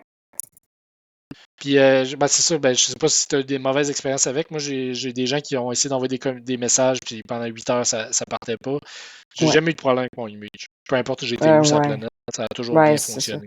Je suis nouvelle utilisatrice du InReach Mini. En fait, c'est le InReach Messenger que j'ai maintenant qui est en remplacement de mon Spot. Le Spot, pour moi, a quand même marché relativement bien. Par contre, j'ai jamais eu à appeler SOS avec, donc j'ai pas pu heureusement, j'ai jamais eu à tester cette fonction-là, fait que je peux pas en parler. Moi non plus, fait que ça, c'est pas pire. Là. C'est ça. Mais je dirais qu'une nuit sur 20, le message que j'envoyais tous les soirs à mes parents se rendait pas. Puis ou des fois, je l'envoyais 2-3 fois, puis ils recevaient des duplicata. Fait que ça dépend d'où tu te trouves. Même des fois, c'était super dégagé, puis ils recevaient pas mon message le soir. Mais vu que j'en envoyais un à chaque jour, le protocole avec eux, c'était attends 24 heures, puis tu vas peut-être en recevoir un. Fait que la journée d'après, c'est rare qu'il n'ait pas marché 2 jours d'affilée. Ouais. Mais il a fait l'avantage avec l'InReach, c'est que tu peux texter. Là, fait que, c'est ça. C'est pour ça que j'ai changé. Elle va te répondre. Là, ouais, c'est ça. Exact. J'ai changé pour le InReach Messenger qui se connecte avec ton cellulaire. Fait que t'as pas à texter sur le petit écran du GPS. Tu utilises ton cellulaire pour texter avec comme une application de messagerie normale, mais ça transmet le message via le petit device, le petit appareil Garmin. Mon InReach l'Explore Plus fait la même chose aussi. C'est juste un jour, par exemple. Moi, j'ai le InReach Mini, puis même chose. On a toute la famille. On a toute la famille. Mais je veux quand même faire un petit astérisque là-dessus pour l'avoir testé, le message se rend pas directement non plus. Fait que même s'il envoie, ça veut pas dire que la personne le reçoit dans l'instant même. Je vais donner un exemple là-dessus.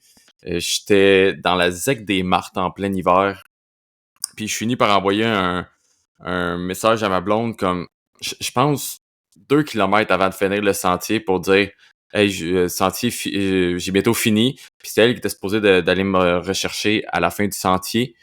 Puis là, j'arrive à la fin du sentier, elle est toujours pas là. Fait que je marche sur le bord de la route, puis je finis par la recroiser.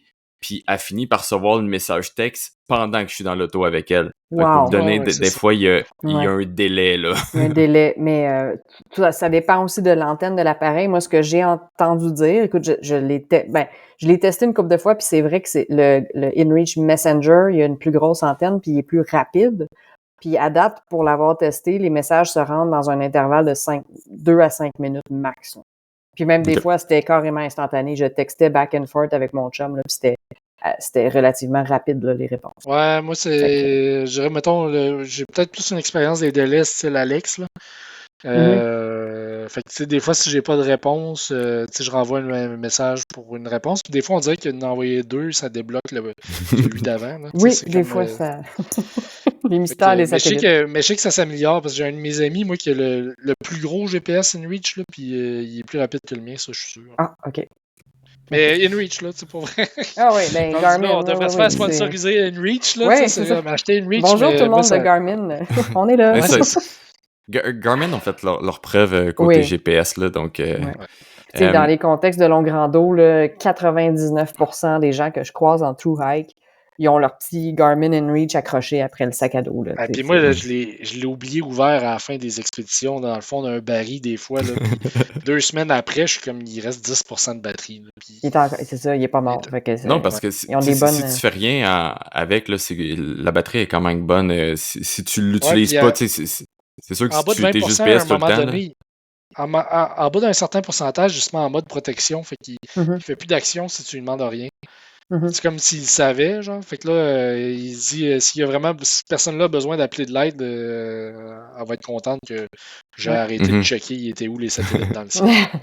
Ouais, puis tu le laisses éteint. Tu sais, moi, je m'en sers en cas d'urgence, il s'allume assez rapidement. Là, fait que je le garde éteint, puis ça dit que ça peut aller jusqu'à quasiment 1 an éteint. La Ouais, ça me batterie, elle surprend se. Ah ouais, Ben, à moins qu'il fasse très froid, j'ai des petits doutes. Là, tu sais, si c'est à moins de 0 Ah, écoute, degré. moi, je l'ai utilisé à moins 42, puis Ah oui, hein? ouais, Ah, non, il a fait ses preuves. c'est vraiment pas tuable. Ah, wow. OK. Super. non, moi j'ai une mauvaise expérience avec ça. C'était dans le -30 environ, puis je l'avais de sortie, en fait, il était pas contre mon corps, puis maintenant, l'hiver, pour cette raison-là, je le mets toujours contre mon corps. Il était après mon sac à dos, puis il allumait plus, en fait. La batterie fonctionnait plus jusqu'à temps que je le réchauffe. Tu sais, truc, là, mettez-le dans vos bobettes, là, ça tient au chaud.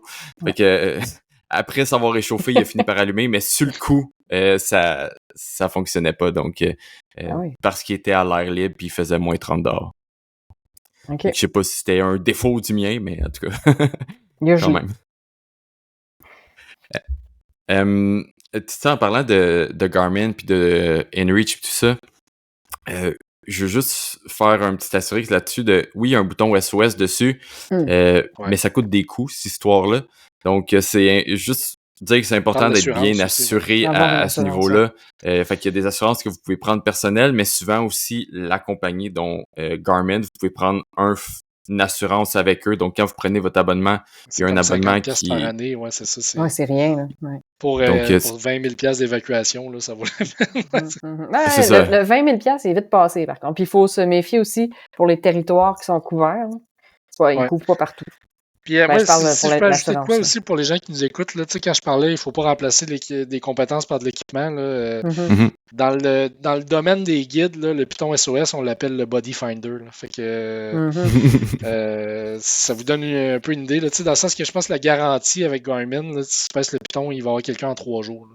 Fait que tu te fais attaquer par un ours, tu pèses sur SOS. Là, trop tard. C'est pas là que ça se passe. Là, dans le sens que l'évacuation va finir par se faire, là, bien évidemment, mais si c'est une situation genre un arrêt cardiaque à 50 km de la route la plus proche, ben c'est plate à dire. C'est pas le bouton qui va sauver. Le bouton ne sauvera pas. Fait qu'il ne faut pas avoir un faux sentiment de sécurité avec le bouton SOS.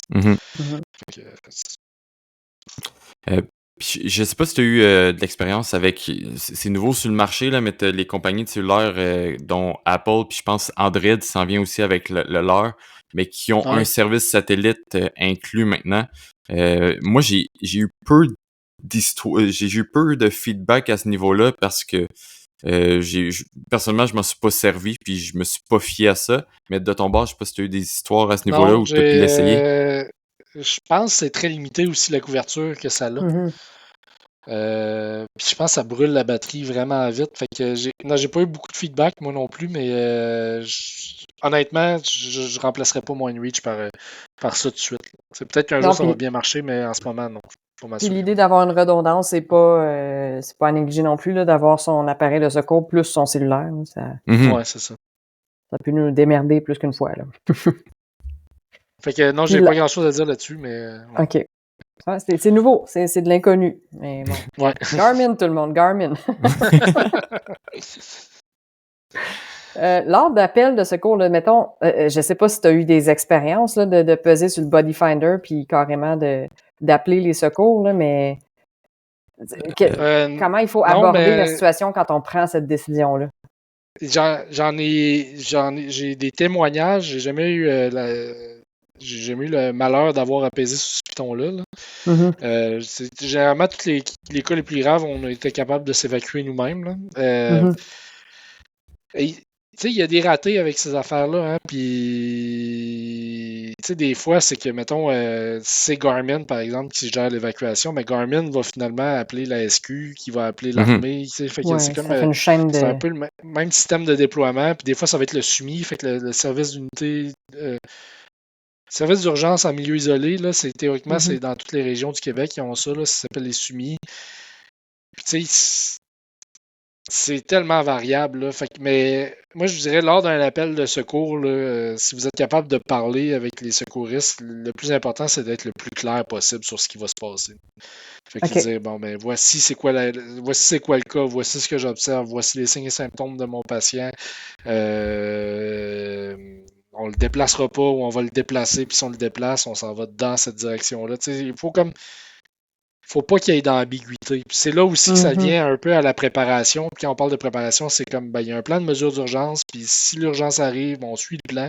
Fait que tu sais, tout le monde est au courant de la Du marche à suivre. protocole. Ouais. Ouais. OK. Mais la clarté, généralement. Mais j'ai appelé plusieurs fois le 911. Puis j'ai appelé le 911 quand j'étais dans le bois, des fois. Puis sur mon téléphone, tu sais, c'est compliqué de dire à un opérateur du 911, j'ai pas d'adresse à te fournir, je suis au kilomètre 43 du chemin forestier 864. Là.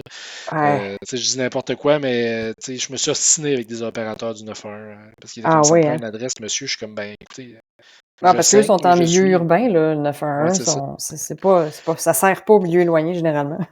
Non, c'est ça. Fait que souvent c'est la clarté. La clarté OK. qui va être. Il faut que ça soit le plus clair possible, le moins ambigu possible. Puis c'est OK. ça. Avec une coordonnée GPS, idéalement. Ouais. S'ils sont capables de la lire. S'ils Là, sont c'est-tu capables l'ITM? d'interpréter ça au 911, là. Ouais, c'est ça. Généralement, oui, mais des fois, non. Tu Oui. sais, ça dépend Ah, qui qu'on OK. pogne. Fait que OK. c'est ça. Mais J'ai c'est. toutes sortes d'histoires, là, mettons à LG2, puis à LG3, LG4, où j'ai donné des formations. Tu sais, j'en ai entendu des histoires là, d'appels au 911 où le dispatch est fait comme. Ils ont envoyé l'ambulance à LG3, puis finalement, c'était LG4 qui était censé aller, mais tu sais, il y a Ouf. 250 km entre les deux. Là, fait que... OK. Ouais. Ça, puis Mais. le fait que c'est pas instantané, je pense que c'est important à retenir là, pour les gens Ouais. qui nous écoutent, là. Le bouton SOS n'est pas un bouton magique. Faut pas prendre ça à la légère. Ouais. Non, il faut être capable de survivre par soi-même à ce niveau-là. Puis, tu sais, Ouais. comme Guillaume dit, dans le fond, le Body Finder, c'est un peu plate, là, mais il faut pas que tu veux pas que ça l'arrive. Fait que, tu sais, si tu pèses sur le bouton SOS, il faut que tu sois capable de survivre par D'être toi-même. autonome, ouais, c'est ça. Quelques Ouais, jours, là. Au moins quelques jours, ouais. Ouais, c'est ça. Fait que, tu sais, c'est d'avoir de l'eau en masse ou de quoi pour traiter de l'eau, d'avoir de la bouffe s'il faut, là, que la personne, mettons, dans la situation comme médicale ou traumatique, elle peut peut-être rien manger. T'sais, un sleeping bag, un matelas de sol, une bâche, de quoi se faire un abri de fortune puis se garder au chaud, là, ça va surtout être ça dans le fond. Là. C'est se protéger des intempéries avant que quelqu'un arrive, puis stabiliser la situation qui est devant nous autres. Là. Mais oui, plusieurs jours. Fait que, tu sais, souvent, ben, Catherine, j'ai cru comprendre que tu avais fait le 40 heures, là, mais tu as sûrement entendu parler du burrito, là, fait que c'est la bâche, le matelas de sol puis le sleeping bag. Mais, oh oui, c'est étonnant. Hein? Ouais, c'est chaud, Pour puis l'avoir ça marche testé bien. moi-même, Puis, je suis restée enveloppée là-dedans pendant quasiment une demi-heure pendant que le monde débriefait. J'étais bien, là. C'était fin c'est ça. novembre. J'étais à terre, là. Fait que bien la isolé plupart du des sol. gens, tu sais, un problème médical sérieux, une personne à Londres ou traumatique sérieux, là, fait que son corps a de la misère à compenser ce qui est en train d'y arriver. Une personne à l'ombre, là, c'est 27 degrés Celsius et moins, elle va commencer à rentrer en hypothermie. Mm. Elle va être en perte thermique, en fait, on dit. Fait que 27 degrés Celsius à l'ombre, imaginez. Ça va vite. Ça Là, en prend. s'il fait moins, s'il fait 0 ou moins 35, il faut être capable d'isoler cette personne-là. Ouais, parce que moindrement qu'elle est affaiblie ou qu'elle ne peut pas bouger, on peut tomber en hypothermie l'été. Là. C'est très possible. Je vais donner un exemple de pourquoi ne pas négliger que ce soit même le simple GPS. J'étais sur le Tour du Mont-Blanc. Donc, le Tour du Mont-Blanc, on s'entend, c'est une des longues randonnées les plus populaires au monde. Il y a du monde sur ce sentier-là. Là. Puis j'étais juste en fait en haut de Chamonix. Donc, il y a un téléphérique qui se rend jusque-là. Donc, il y a vraiment beaucoup de monde. Puis, il y a un monsieur devant moi qui fait un malaise. Ben, en fait, pas devant moi, mais un peu plus loin sur le sentier qui fait un malaise. Puis là, je vois que les gens essayent de l'aider, puis essayent de appeler les secours. Puis une fois que je suis rendu à eux, mais ils ont maîtrisé la situation et tout ça, mais reste qu'ils appellent les secours, puis ils savent pas sont où. Ils sont même pas capables de donner leur emplacement parce que justement, ils ont pas connaissance du sentier, mais ils ont pas aussi de GPS pour dire ben voici mon emplacement exact de où est-ce que je suis. Fait que moi, j'avais mon GPS, fait que j'ai pu donner l'emplacement exactement au secours pour que eux ils viennent à lui. Mais tu sais, c'est une petite chose comme ça que même si on est sur un sentier qui est extrêmement achalandé, qu'il faut pas négliger aussi. Là. Toujours être capable de se localiser. Là.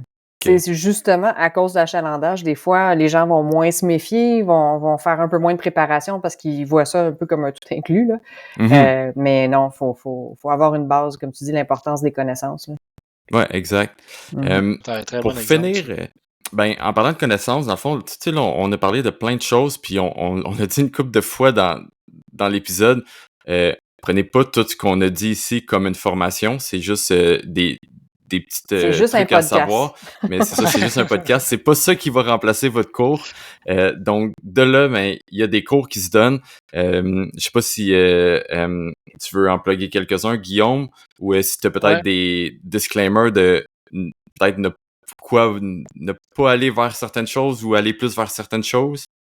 Ouais, ben, tu sais que souvent, il faut choisir son formateur, là, puis on a la chance au Québec, là, je dirais la chance des fois, c'est moins une chance, mais il y a la loi ou le règlement sur les fédérations sportives, je suis sûr c'est lequel, mais ça pour dire que tous les sports au Québec sont encadrés par un contexte législatif quand même qui parfois peut être contraignant, mais parfois force ces organismes-là à avoir des structures intéressantes. Fait que la première chose que je dirais, là, peu importe, là, que ce soit un sport d'eau vive, genre le canot, ou que ce soit de la randonnée, la randonnée, il y a Rando Québec, mais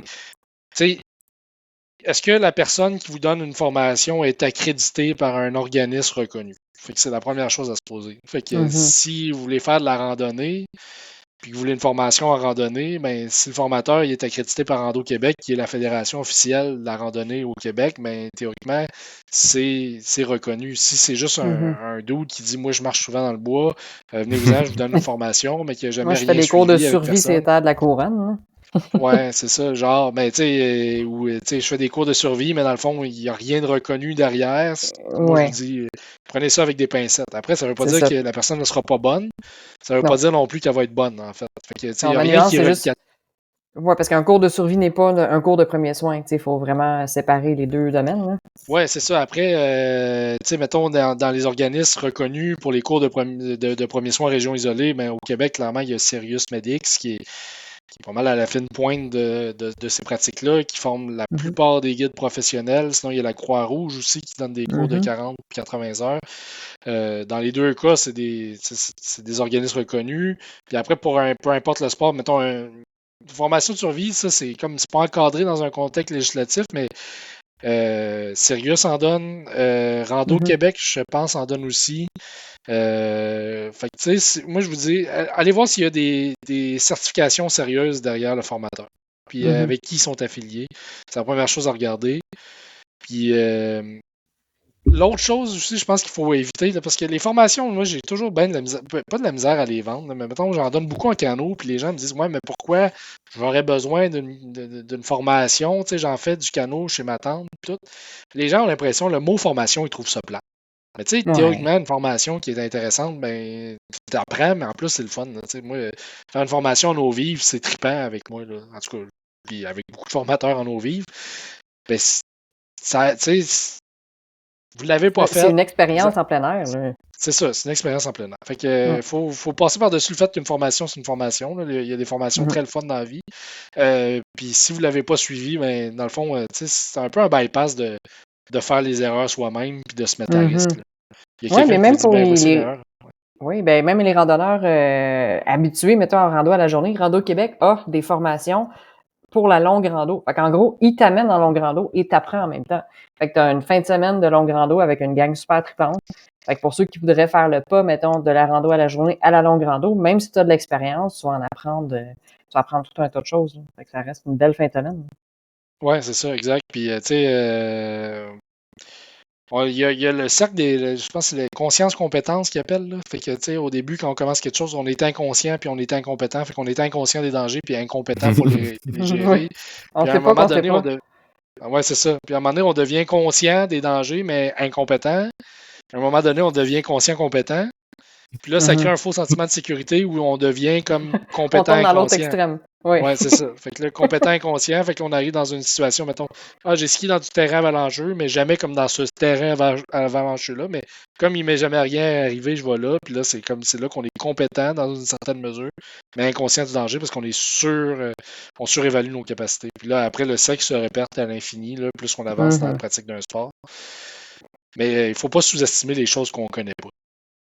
Non, Fait puis que, ben, c'est ça. je pense que le sweet spot d'avoir toujours un doute, c'est toujours bon parce que tu vas toujours te poser la question de OK, ben, ce serait quoi le danger que si tu jamais ce doute-là, mais tu te poseras jamais la question, puis c'est là que tu vas prendre tes compétences pour acquis.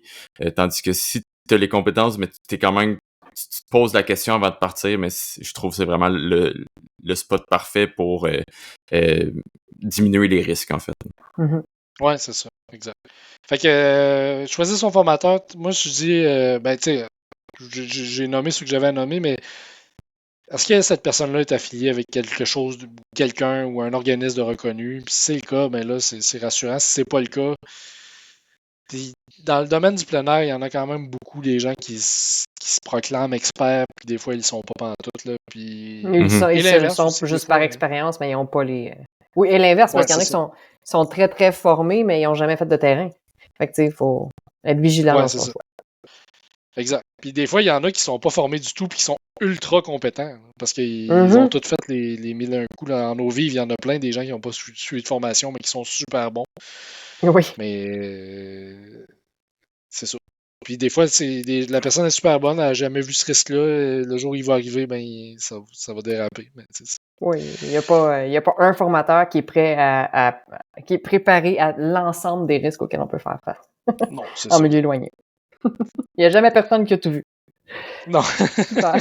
Il y a toujours quelqu'un de meilleur que soi qui part aussi. Oui. En tout cas, fait que...